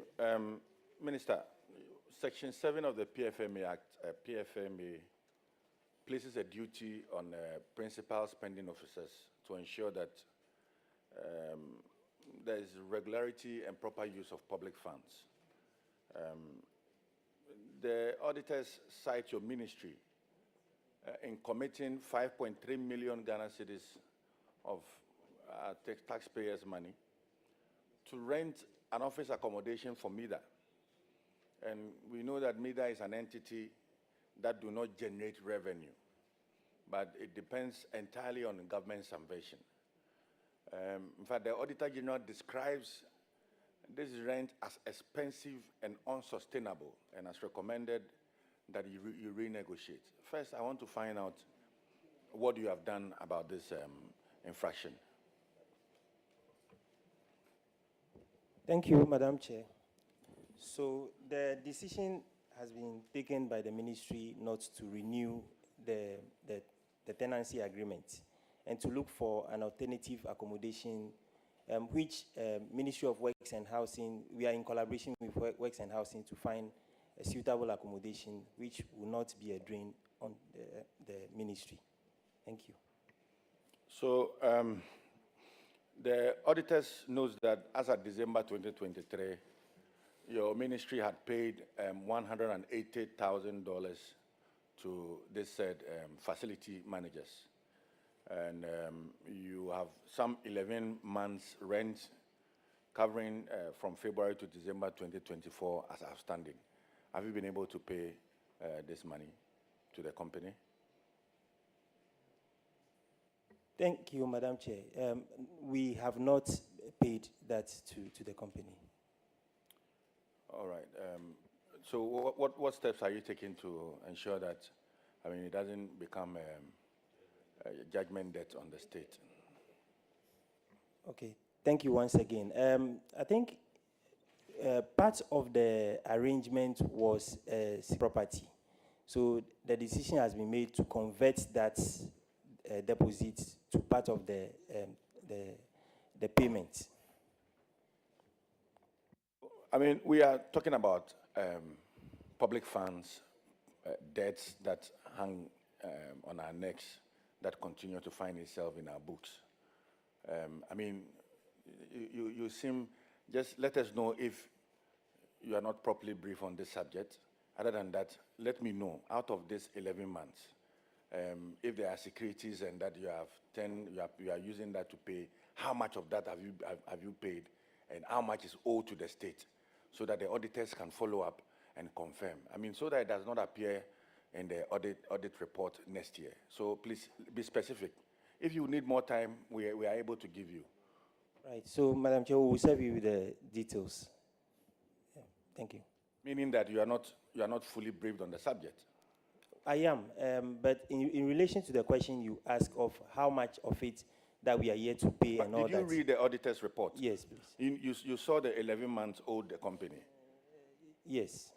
And you did not find out whether or not you've been able to pay? And if you have done so, how much of that you've cleared? All right. So, Madam Chair, the Director of Finance is here. I will want to revert to her in respect to that. Thank you. Madam Chair, with regards to this one, I will have to come back and we'll finish the committee with what has been paid so far. Madam, I mean, you represent the Ministry of Finance. I mean, that is the apex when it comes to financial accountability and issues surrounding finance. This audit report has been in the system for some time. I mean, we wrote to you to come and answer to this report, and you are now demanding for more time. We work with a calendar, and I feel that it's not too pleasant to hear Mr. Chairman. the stories coming from you. Mr. Chairman, respectfully, this issue was brought to our attention, and we took a decision that the outstanding payment is part of the larger arrears that we are considering to pay. And so we haven't taken specific scheduling to pay. But what we have done is that we have taken a firm decision to abrogate the contract, to discontinue the rent arrangement, because we agree with the auditors that it is exorbitant.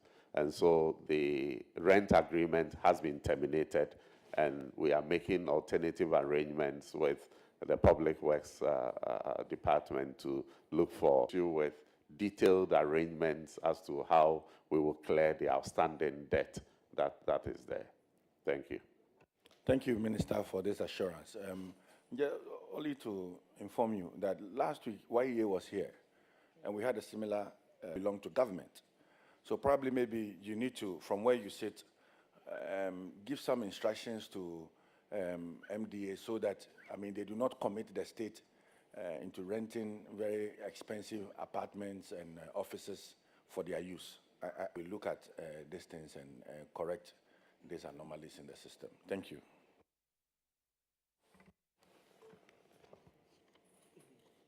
Wow. Thank you, Chair. I think from the Minister's response to the second part of Honorable OPK's question, I think per the auditor's recommendation, with a staff strength of just 20, it will be more prudent for the ministry to procure an outright accommodation for MEDA. I looked at it again and I realized charge of the implementation of the Economic Enclave project. What is the current situation? Is it that MEDA will continue to oversee the Ghana Cares or Batampa, or there is a different program for MEDA going forward? Because if there is no sustainable project for them to manage, then there is no need to keep them. So we should know what plans government has for MEDA. And I would want to apprise the committee on government plans about MEDA at the appropriate time. Thank you. All right. We'll be waiting on the Honorable Minister. And we are talking about 1.3 million Ghana cedis. The recommendation was for the Chief Director should initiate a process of implementing the provision under Section 92 of the Public Procurement Act as amended for the implementation of the sanctions against officers whose actions occasion the anomaly. Have you done that? Thank you, Madam Chair. So this issue occurred as a result of,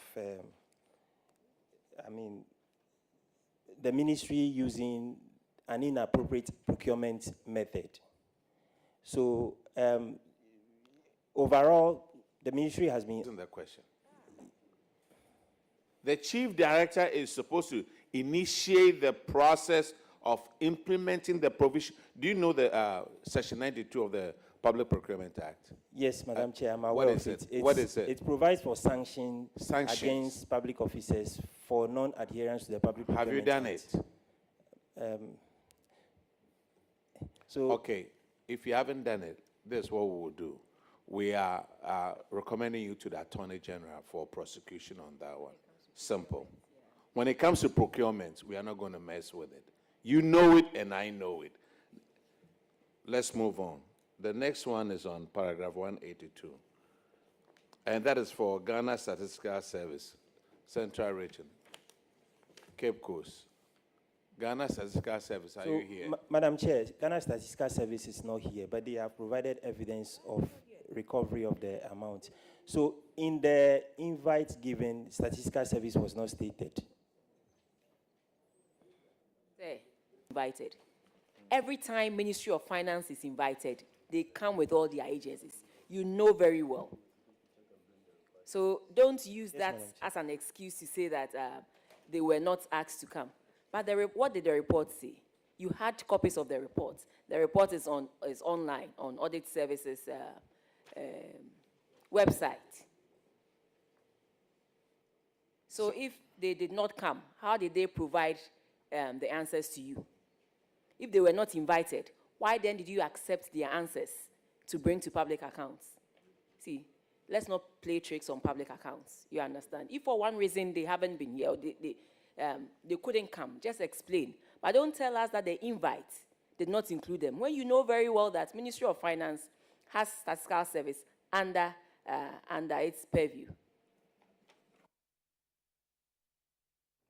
Mr. Chairman, unfortunately, they are not here, but according to him, he has their response. So what will be the pleasure of leadership? Will it be for him to respond to it, or you want them physically present. But if they were not invited, how did he get the response from them?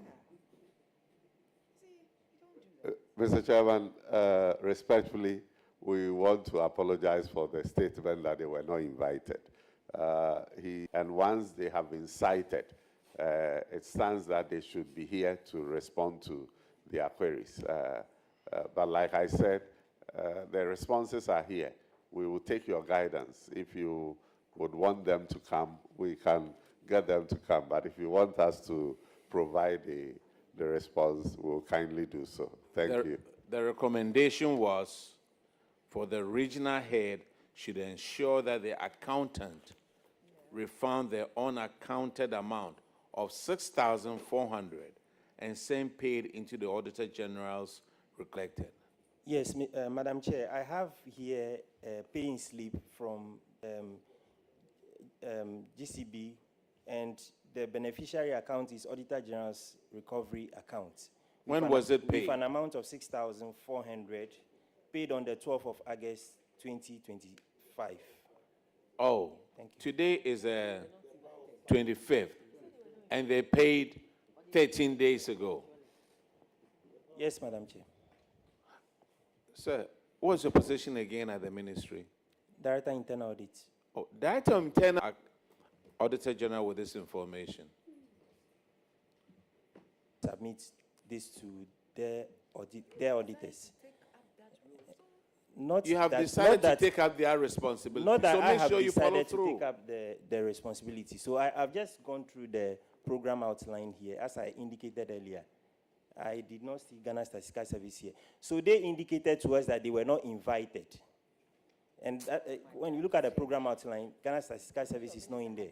It was on that basis that when they gave us the evidence indicating that they had paid, we collected it from them.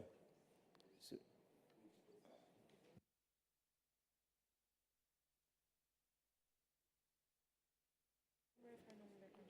Have you given that story about the payment to the auditors?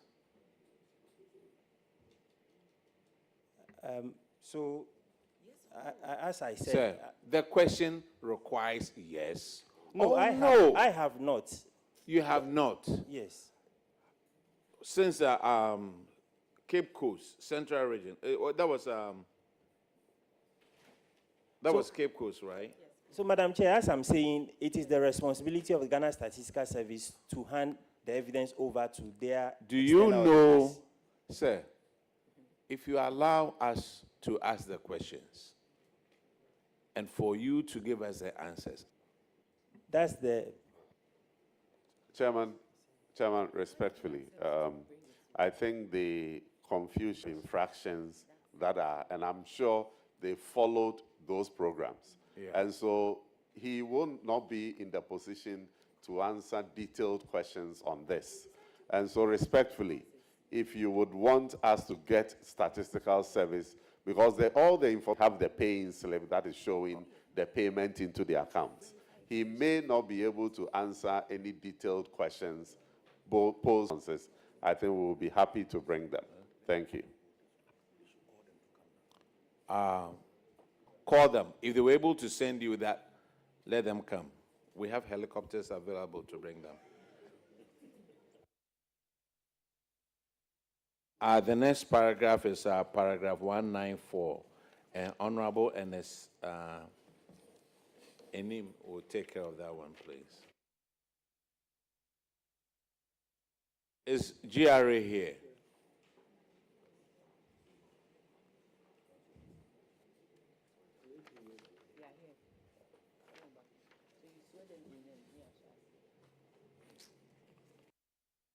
Mr. Chairman, respectfully, it looks like we are going very fast. Per the program we have, your own program, GRA is supposed to be here, but in the afternoon.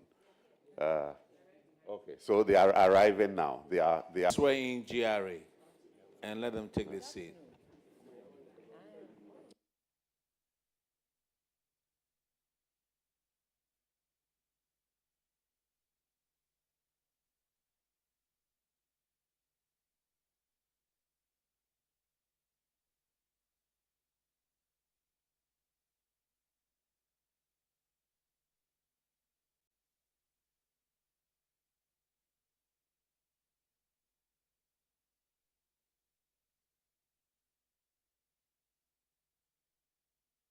Clerk, swear in GRA, please.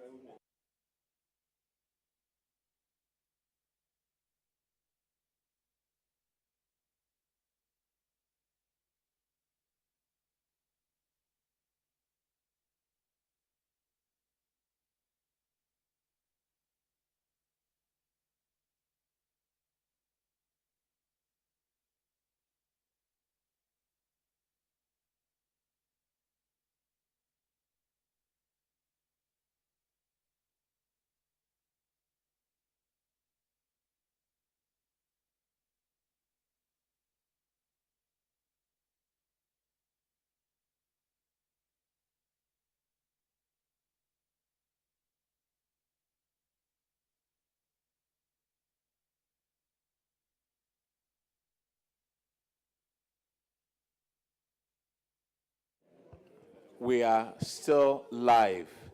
And clerk, can we swear in GRA?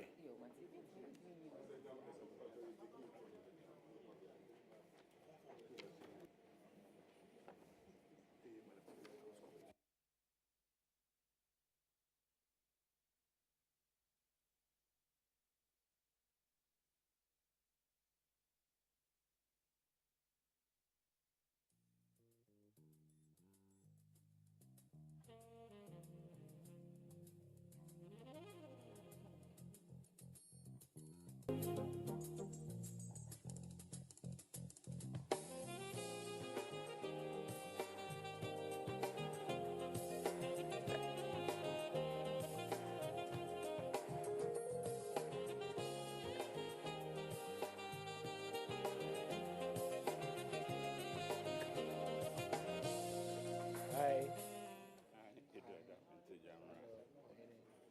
swear by the Almighty God Swear by the Almighty God that the evidence I shall give before this committee that the evidence I shall give before this committee touching the matter in issue touching the matter in issue shall be the truth, shall be the truth, the whole truth, the whole truth, and nothing but the truth. and nothing but the truth. So help me God. So help me God. All right, please introduce yourselves to the committee.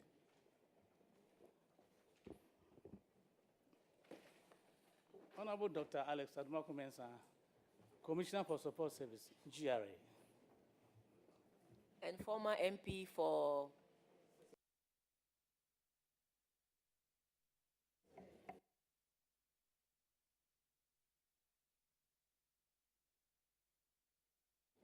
My name is Edward Apinti Jamra, Commissioner for Domestic Tax Revenue Division, Ghana Revenue Authority. Thank you, Chair.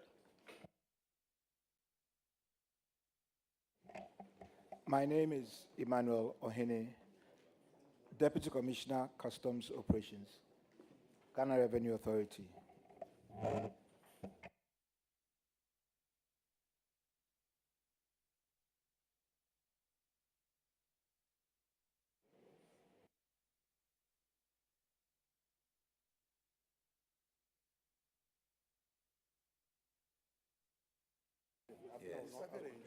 Okay, GRA, since you are here, your infraction is on paragraph 194, and it's a judgment debt. And Honorable NS will take care of that, please. Thank you, Chair. GRA, the auditors noted that through their examination of payment vouchers, the authority incurred a judgment debt totaling 2,097,000 Ghana cedis. A further review of the judgment by the High Court, Tema, dated 7 March, which indicates that the authority suspended the licenses of 3 companies for alleged malfeasances committed by these companies without fair hearing. However, the authority failed to furnish the court with sufficient and appropriate evidence to justify the decision of suspending the licenses of these companies. Commissioner, what I want to find out is what processes does GRA undertake before suspending the license of any institution? First, what you do before suspension. Mr. Chairman, Mr. Ohene will take that. Initiative we undertake that is determined, we raise what we call a customs offense report in currently we use the integrated customs management system to raise a customs offense report, and then the importer is liable and has issued a demand notice where we request that the payment is effected. So that is the process that we go through. Okay, thank you. In these licenses at the court, can you brief the committee on why you failed to provide evidence for these suspensions? Yeah, Mr. Chairman, we'd like to mention that we... Mr. Chairman, respectfully, we've just been joined by the convoy. Yes, please. He has to be sworn in. On the program.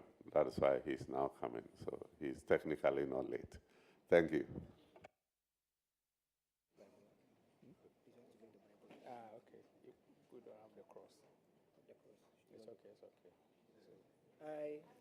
I, Anthony Kwesi-Sapon, Swear by shall give before this committee, touching the matter in issue, touching the matter in issue, shall be the truth, shall be the truth, the whole truth, and nothing but the truth. and nothing but the truth. So help me God. So help me God.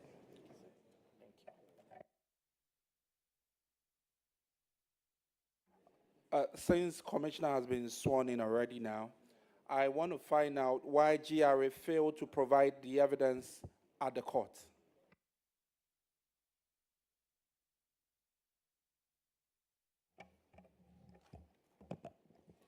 Mr. Chairman, I'd like to state that prior to them as a means of conducting customs activities, in the year 2020, when the systems were changed and we migrated from the integrated customs management system from the Ghana customs management system to the integrated customs management, from the old system to the new system before the courts, the information that was needed for our lawyers to pursue further the case could not be made available because of the migration.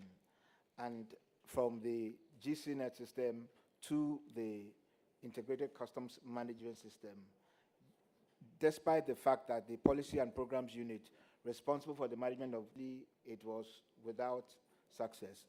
And so we could not obtain the data that was needed for the lawyers to pursue further. You been able to recover the entire $2,097,000 as recommended by the auditors?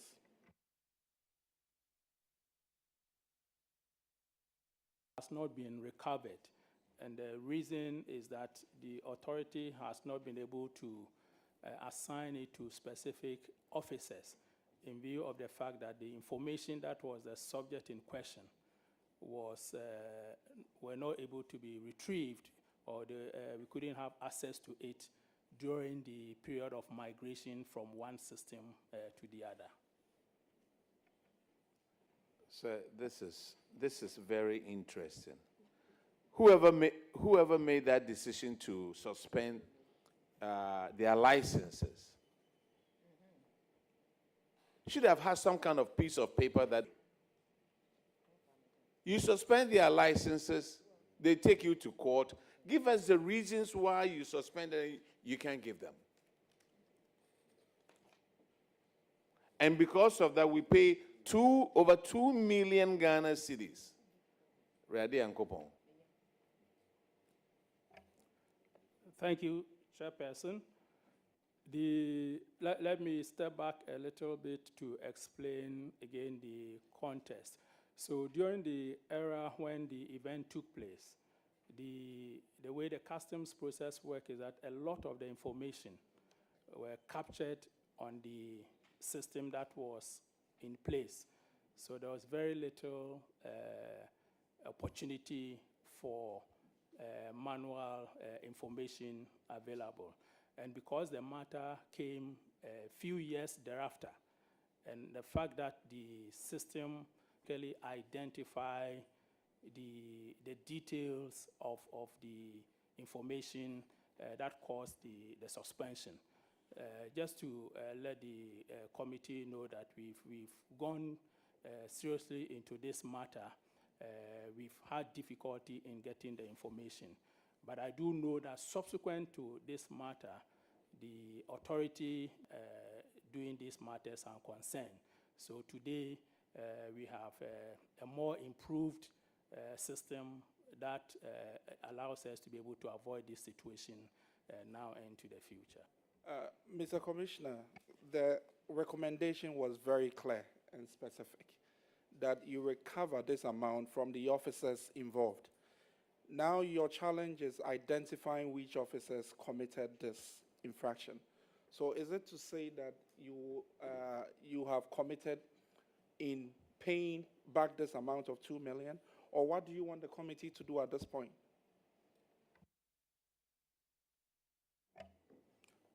Thank you very much. So the point we are making is that the recommendation is to charge specific officers that were involved. At the moment, we have had difficulties given the circumstances surrounding how this event occurred to be able to identify the officers and assign them. And that's why we are reporting back to the committee that we have had difficulties in actually who suspended their licenses are ghosts. Seriously, somebody made that decision. I think to add to what Chairman just said, I know at the GRA, there are specific officers assigned to various institutions and companies, and there are files that are open for companies. So once we go to the files of this institution, we should be able to identify which officers worked on it. So to tell the entire committee that you cannot identify the officer traces, audit trails, so you can go back and find out which officer initiated this and all that. We can go back to the developers, and they should be able to help us in this. So, Commissioner, I think that the committee deserves a better explanation. But, Chair, we are in your hands, so. Okay, the minister wants to speak. Chairman, we have discussed this issue extensively before appearing before your committee. And I took the position that you are taking currently. But the challenge they explained to us was that they still believe that the decision to suspend the licenses were taken correctly. The challenge they had was proving that in court. And it was in the process of defending GRA in court that they did not get the evidence that they needed at the time, because the question is who to surcharge. Is it the person who, in their opinion, took the right decision to suspend licenses, or the ones that could not get the information to prosecute the case in court?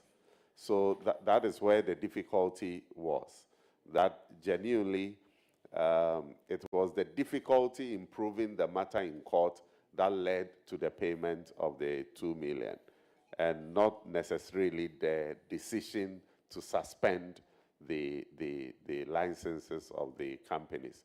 And so that is the difficulty we have now as to who to identify and ask to pay the money. Is it the one who could not provide the information in court, or the one who suspended the license? And this is the genuine difficulty that they are presenting to us. And so that is what it is. Thank you. Minister, I will leave this one in your hands for you to investigate further, because paying 2 million Ghana cedis like that, you give us further and better information within 30 days, so that it will form part of our report to the floor of Parliament. The next one is a payment. Chairman, thank you. We will delve into it, well, because we need the money, but as you have advised. The next infraction is on paragraph 198, payment of unearned salaries. Honorable. Thank you, Chair. Yes, sir. So this infraction has to do with payment of an earned salaries to the tune of 250 by debt, suspension, and resignation and leave of absence received on earned salaries totaling the amount stated above. Recover this amount from all seven and the next of kin of the deceased. Where are we in terms of recovery?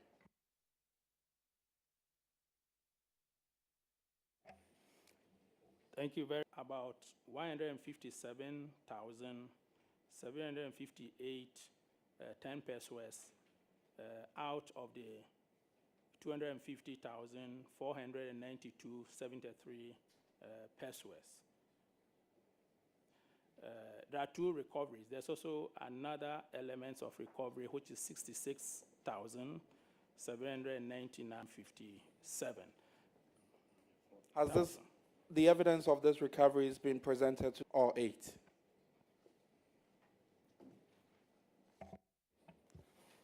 Honorable Chair, the assertion made by the Commissioner is accurate. Thank you. So, Commissioner, what steps are you taking to recover the difference?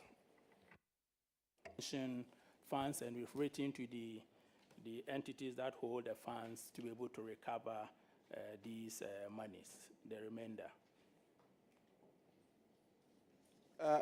Just by way of information to the committee, the officer who validated all these payroll, is that officer still at post? Chairman, let me explain that there was a process of validation that was running on a quarterly basis. What we have found out is that the quarterly process actually sometimes gets caught up with events within the quarter. So in order to improve and to prevent such event reoccurring, we have introduced a monthly validation by officers from the various centers with finance, and a quarterly validation. This does not recur going forward. Thank you. Yes, and Madam Chair, yes. Commissioner General, on the report, it stated that the amount should recover with interest. So I want to know from you, whatever you have recovered, is it part with interest, or you yet to, recover the interest? Thank you. Now I've been informed that I need to say 202. So go ahead, paragraph 202. Thank you, Chair. So this infraction is to do with indebtedness of state institutions.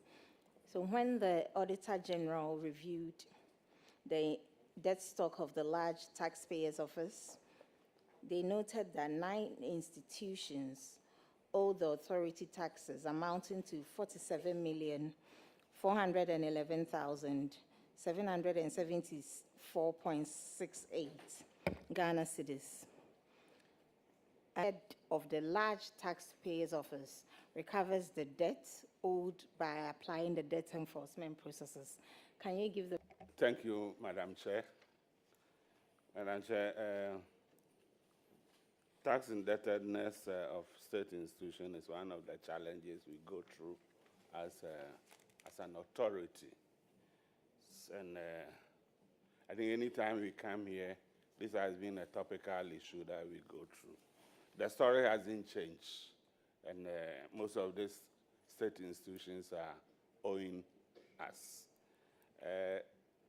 The issue before us, 1.3 million of this amount still owed by the state institutions mentioned in the Communications Group. Out of the 3.4 million, how much have they paid?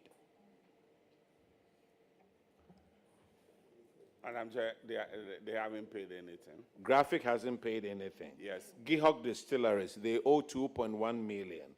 How much have they paid? Madam Chair, they haven't paid anything. With the exception of Ghana Water, that has paid. So Akosumbo Industrial Company, 1.6 million, they haven't paid anything. Airtel Ghana Limited, 37.7 million. They haven't paid anything. Airtel Mobile Commerce, 1.8 million. They haven't paid anything. PBC Limited, 268,000. Paid anything. Hey, Glow is here. Glow Mobile Ghana Limited. Ghana Water has paid, has cleared. Is it Ghana Water has cleared, right? Yes. With respect to this, they've cleared their liability. They've cleared. Yes. So the other ones, what time limit do you have for them? Madam Chair, they've exhausted the time limit, and as I indicated, one of the challenges we're facing as a revenue collecting institution has to do with indebtedness by the state institution. In fact, Madam Chair, what you are seeing here is than this. So it's a big challenge for us when it comes to revenue mobilization in the country. Thank you, Madam Chair. Please let the committee know what your challenges are. Very well. We will submit to you the total indebtedness of the state institutions to the committee for you to assist us to how we can recover. I'm not asking for you to submit the total indebtedness. I want to know what your challenges are so the committee can best assist. The challenges has to do with so as a result, they are unable to honor their tax obligations. That is as simple as that. Thank you. Yes, sir. Thank you, Mr. Chair. Mr. Chair, I just want to find out from the Commissioner. He says that the challenges they face has to do with the state institutions. And he's even saying the or revenue collected. That's not part of our mandate to assist you. You have been mandated to collect revenue on behalf of government. So if you have state institutions owing these huge sums of money, what are you doing to ensure that these monies are recovered from these state institutions? Because I know if it were a private company, perhaps you would have sent your men to go and lock up their offices, waiting for them to come and pay for you to open.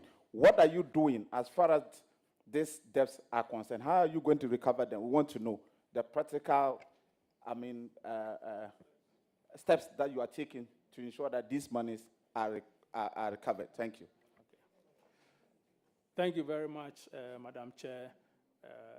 Madam Chair, just before the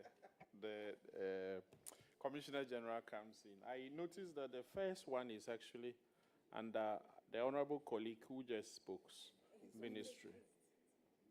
Honorable, it looks like you must help them all.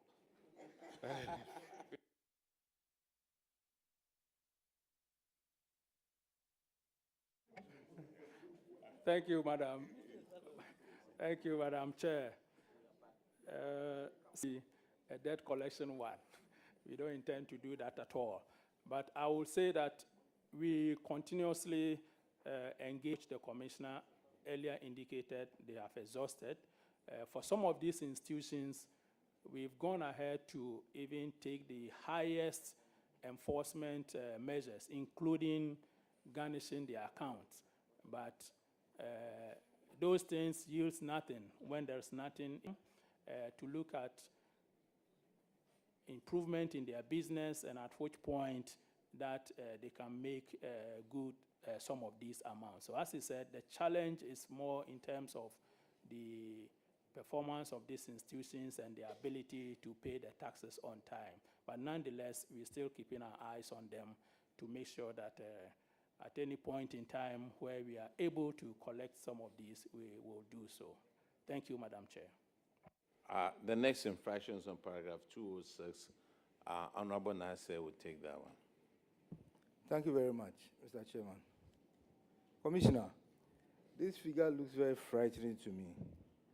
Unpaid value-added taxes to the tune of 403,128,067 Ghana cedis. I hope it looks frightening to you as well. Commissioner.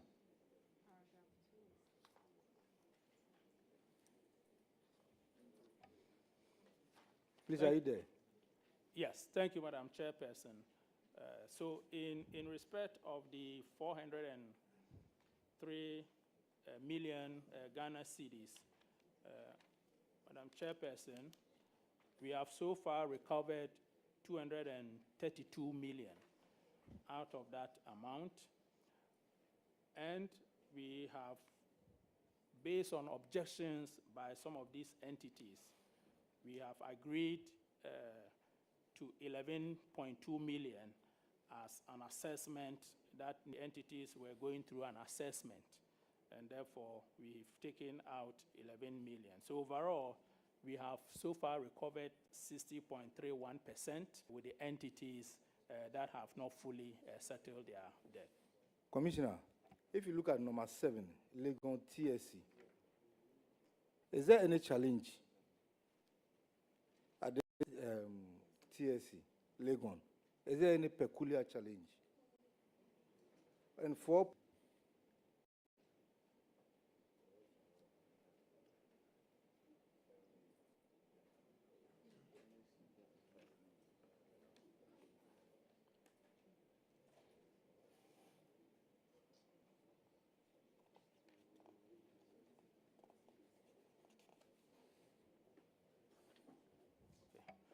All right. Thank you very much, Madam Chairperson. The Legon TSC, that is the GRA Tax Center, Service Center. So that is the center responsible for collecting. But that center is not the branch owing the debt. There were 2 balances that the center was meant to focus and collect. So the CD component, which is 72.8 million, so far, components is 111.4 million. Yes. And then so far, 72.8 million has been recovered, with an representing 75. Then there's a component if not been able to recover with the Independent Appeal Tax Board for resolution. And because that has been raised, we need to wait for the determination of the matter before. If you contest a tax that has been held against you, aren't you supposed to pay 30% of that before you contest? So that if you say they have paid nothing, why do you accept that then they can go for arbitration or they can go to the independent tax institutions? But the law is very clear that if you want to contest any tax that is held against you, you have to pay 30% of that first before. Thank you, Madam Chairperson. So the 4.3 is the 70%, which is subject to contest, and that the 30% has already been paid to allow them to contest the entire amount, yeah. Madam Chairperson, we do have, yes. Auditors, please can you confirm? Honorable Chair, we can confirm that a total of 231,966,855.06 has been recovered, and the objection determined is 11 million to stand at 160 million and 97,083 cedis.98. Thank you. Thank you. Commissioner, these figures look frightening. What are the measures being put in place to mitigate this risk? Collection of taxes, if I may say, difficult tax pay, and we continue to chase them to make sure that we collect the taxes that are due for the state. In some of these instances, Madam Chair, I'd like to assure that we continue to work on the outstanding balances and make sure that we collect the taxes for the state. These are taxpayers' money, which we can use to build hospitals and etc.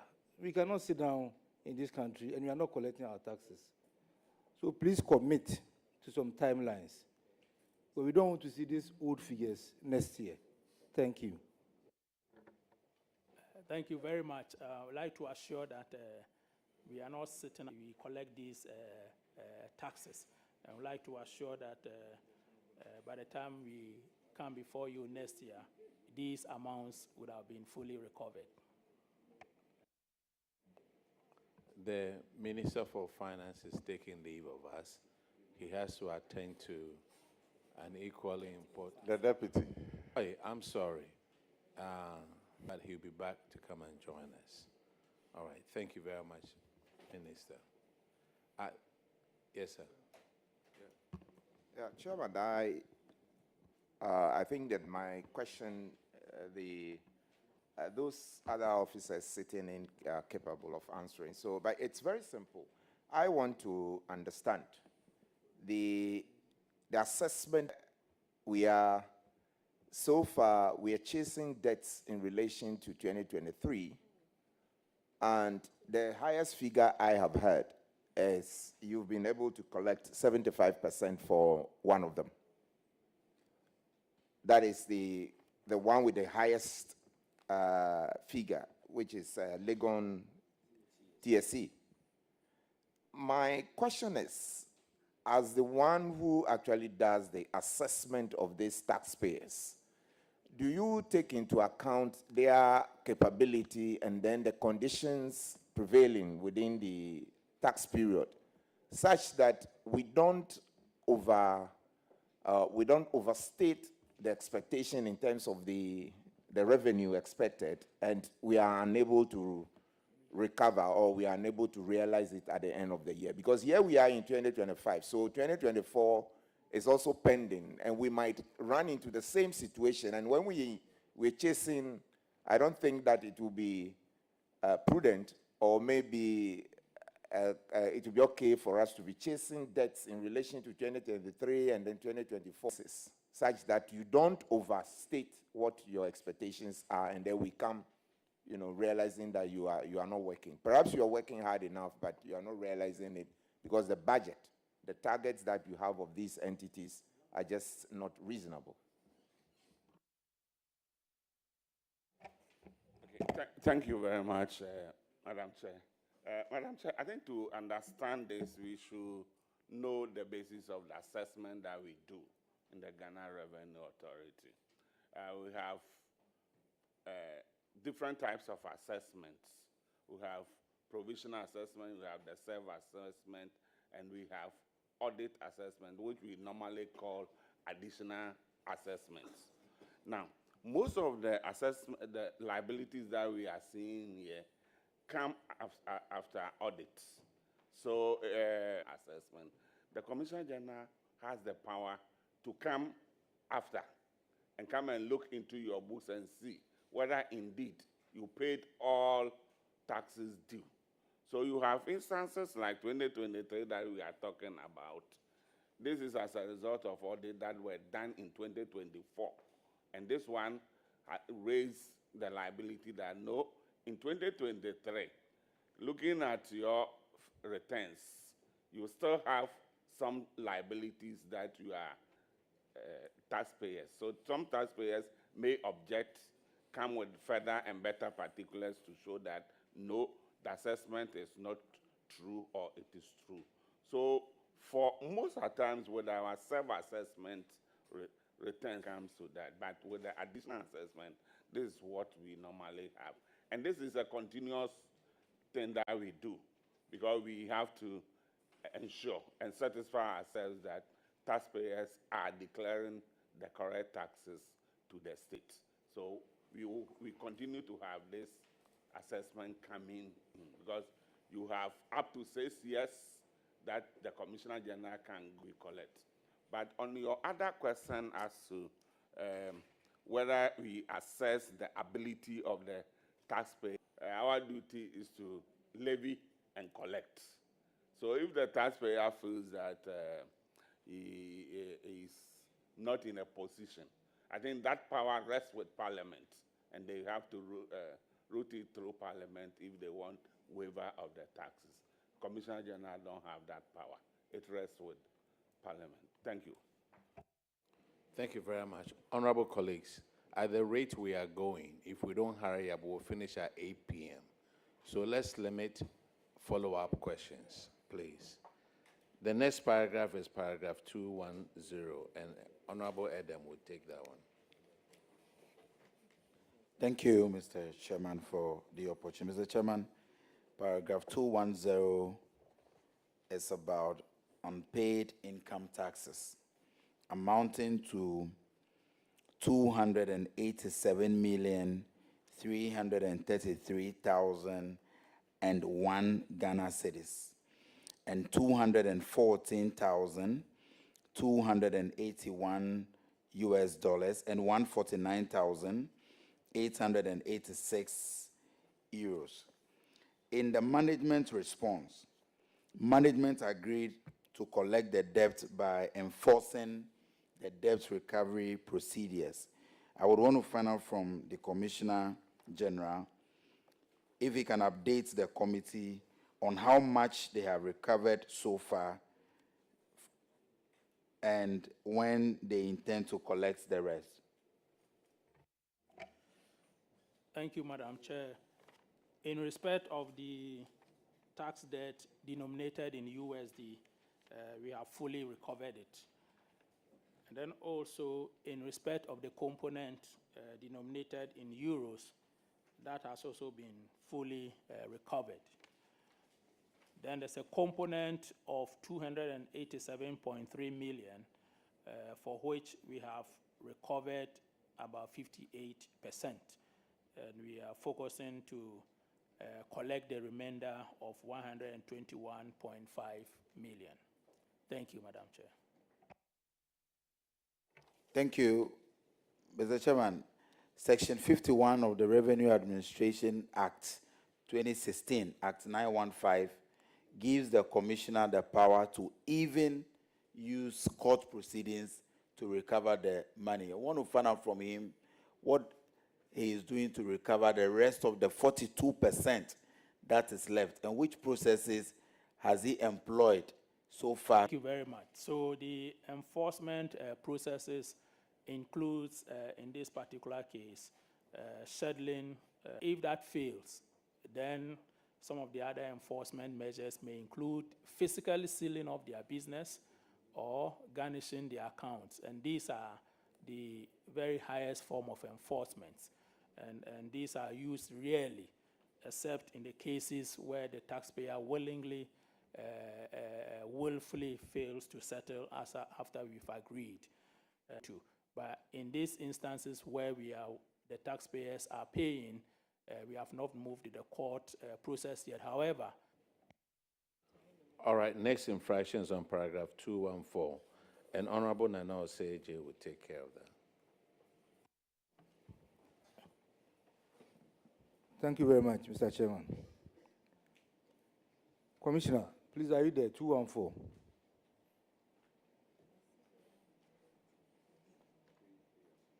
Oh, sorry, Chairman. You are there? Okay. Commissioner, it looks as if your officers are killing the state. Unpaid, totaling 139,833 and 139 million. 139 million and 549,955. This is due to the state. US dollars.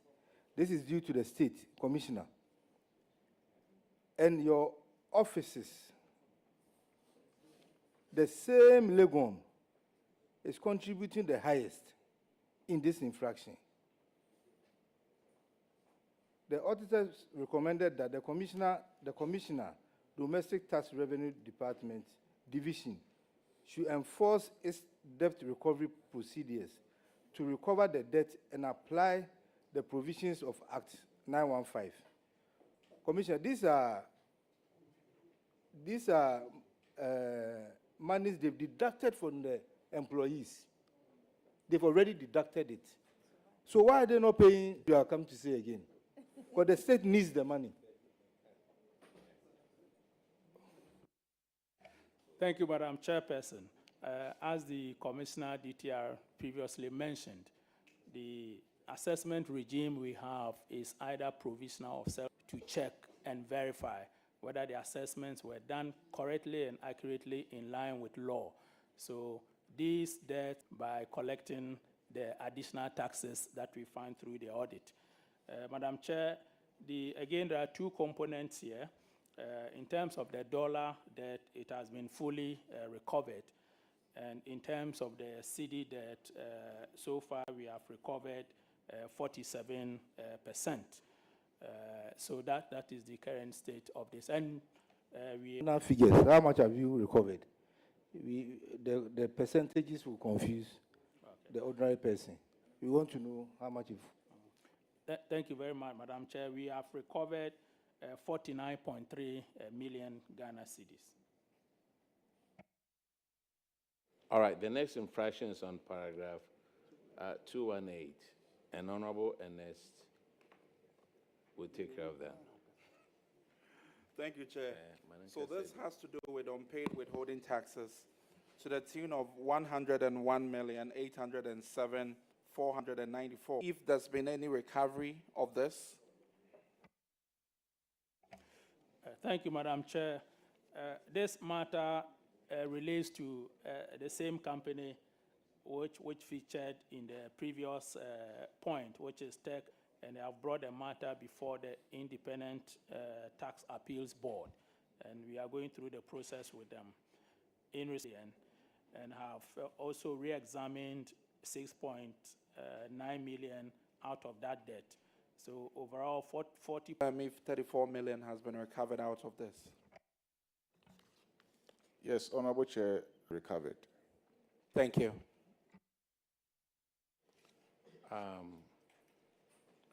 The next one is paragraph 222. Honorable Jeffrey, please. Yeah, this infraction has to do with unpaid communication service tax. 5 communication service providers had not paid 1,905,657.32 as communication service taxes to the Commissioner General. Revenue Tax Department ensures that the heads of the tax officers concerned collect the communication services tax from the service providers. Has that been done? We have recovered 1.84 million, representing 97%.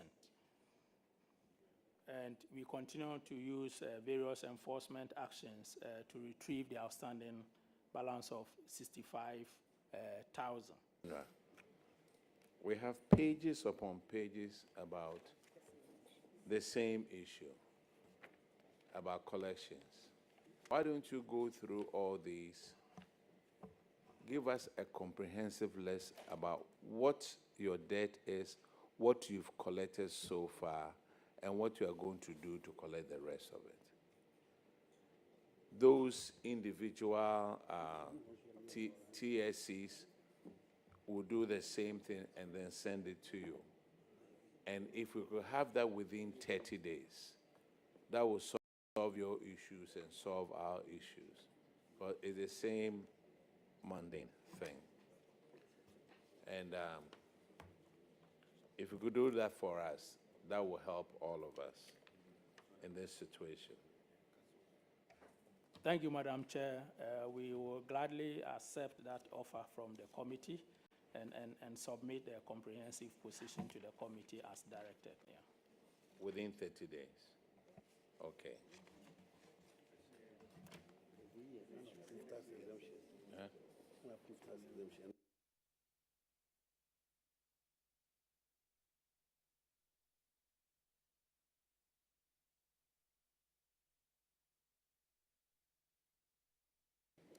That one is a little bit. That's from Western Region, Takrady.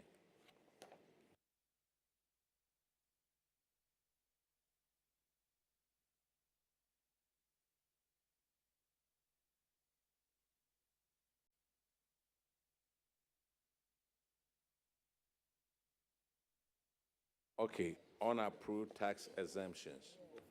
To the, Okay. Madam Chair, the 381 has been resolved at the moment, yes. Commissioner General, how was it resolved? Yes. Yeah. We have provided the auditors with the parliamentary approval for those tax waivers. Retrospective. No, this, at the time of the audit, the approvals were in existence. Auditors, can you confirm? Honorable Chair, we can confirm that. so in that case, Commissioner General, Chair, we would expect with that- respect, if you can permit me. Yeah, with respect, there are two issues here separately, like I want us to take it on, like paragraph 358, Revenue Authority, Custom Division, and then another one also. Sir, this is all part of the things that he's going to get for us within 30 days. You know we are sitting again at the end of September. So by that time, he would have brought it. And if he hasn't brought it, we'll call him again for him to come and meet with us. So, Commissioner General, you and your people are discharged. Thank you very much. Now, let's call Statistical Service, please. Madam Chair, on behalf of the authority and management and staff and our minister, we would like to thank you for the opportunity of appearing before you, and we would like to assure that the directives that have been given will comply on or before the date. Thank you very much. Thank you, and we look forward to GRA achieving its targets for 2025. Thank you. Statistical Service, are you here?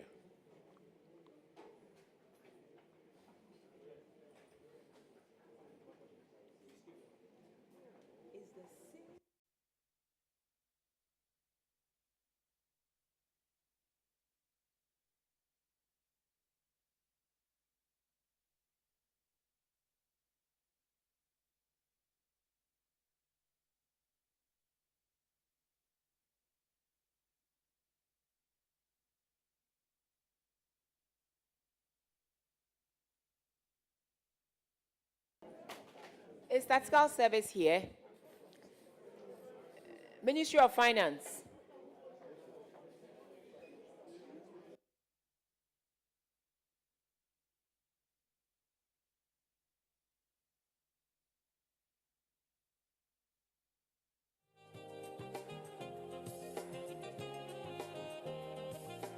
Okay,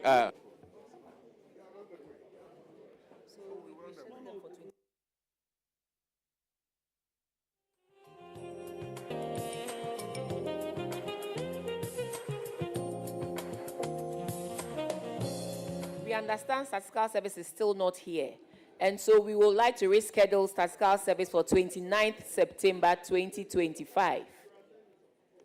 So this brings us to the end of the session for this particular sitting, and would like to thank honorable members for their devotion and time to this Public Accounts Committee of the 9th Parliament.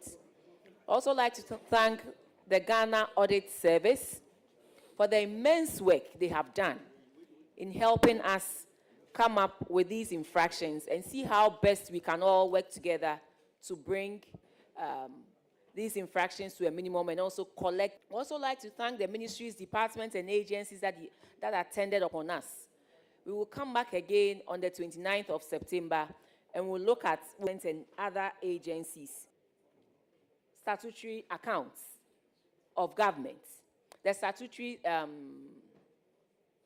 Public boards and public statutory boards corporations. and statutory corporations, our media people for the support you have given to us throughout our sitting. We thank the Secretariat as well as Parliament and the Hansa department.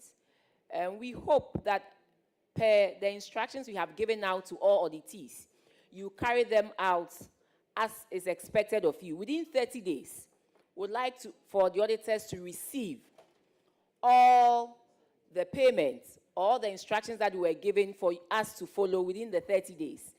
And we look forward to coming back to assess how far or how much we have recovered in terms of the monies that we are supposed to recover. And so on this note, we'd like to thank everybody, thank the people of Ghana for watching and also giving us their inputs on some of the issues that have been raised. The one concerning Ghana Education Service and the taxes as well that we need to recover. So thank you very much and thank everybody for making this happen. Rankin, you have been a very good chairperson for this sitting. And we look forward to you taking up the mantle again when we come back, because it is still reports on the 2024 financial year. Thank you very much, members. Thank you.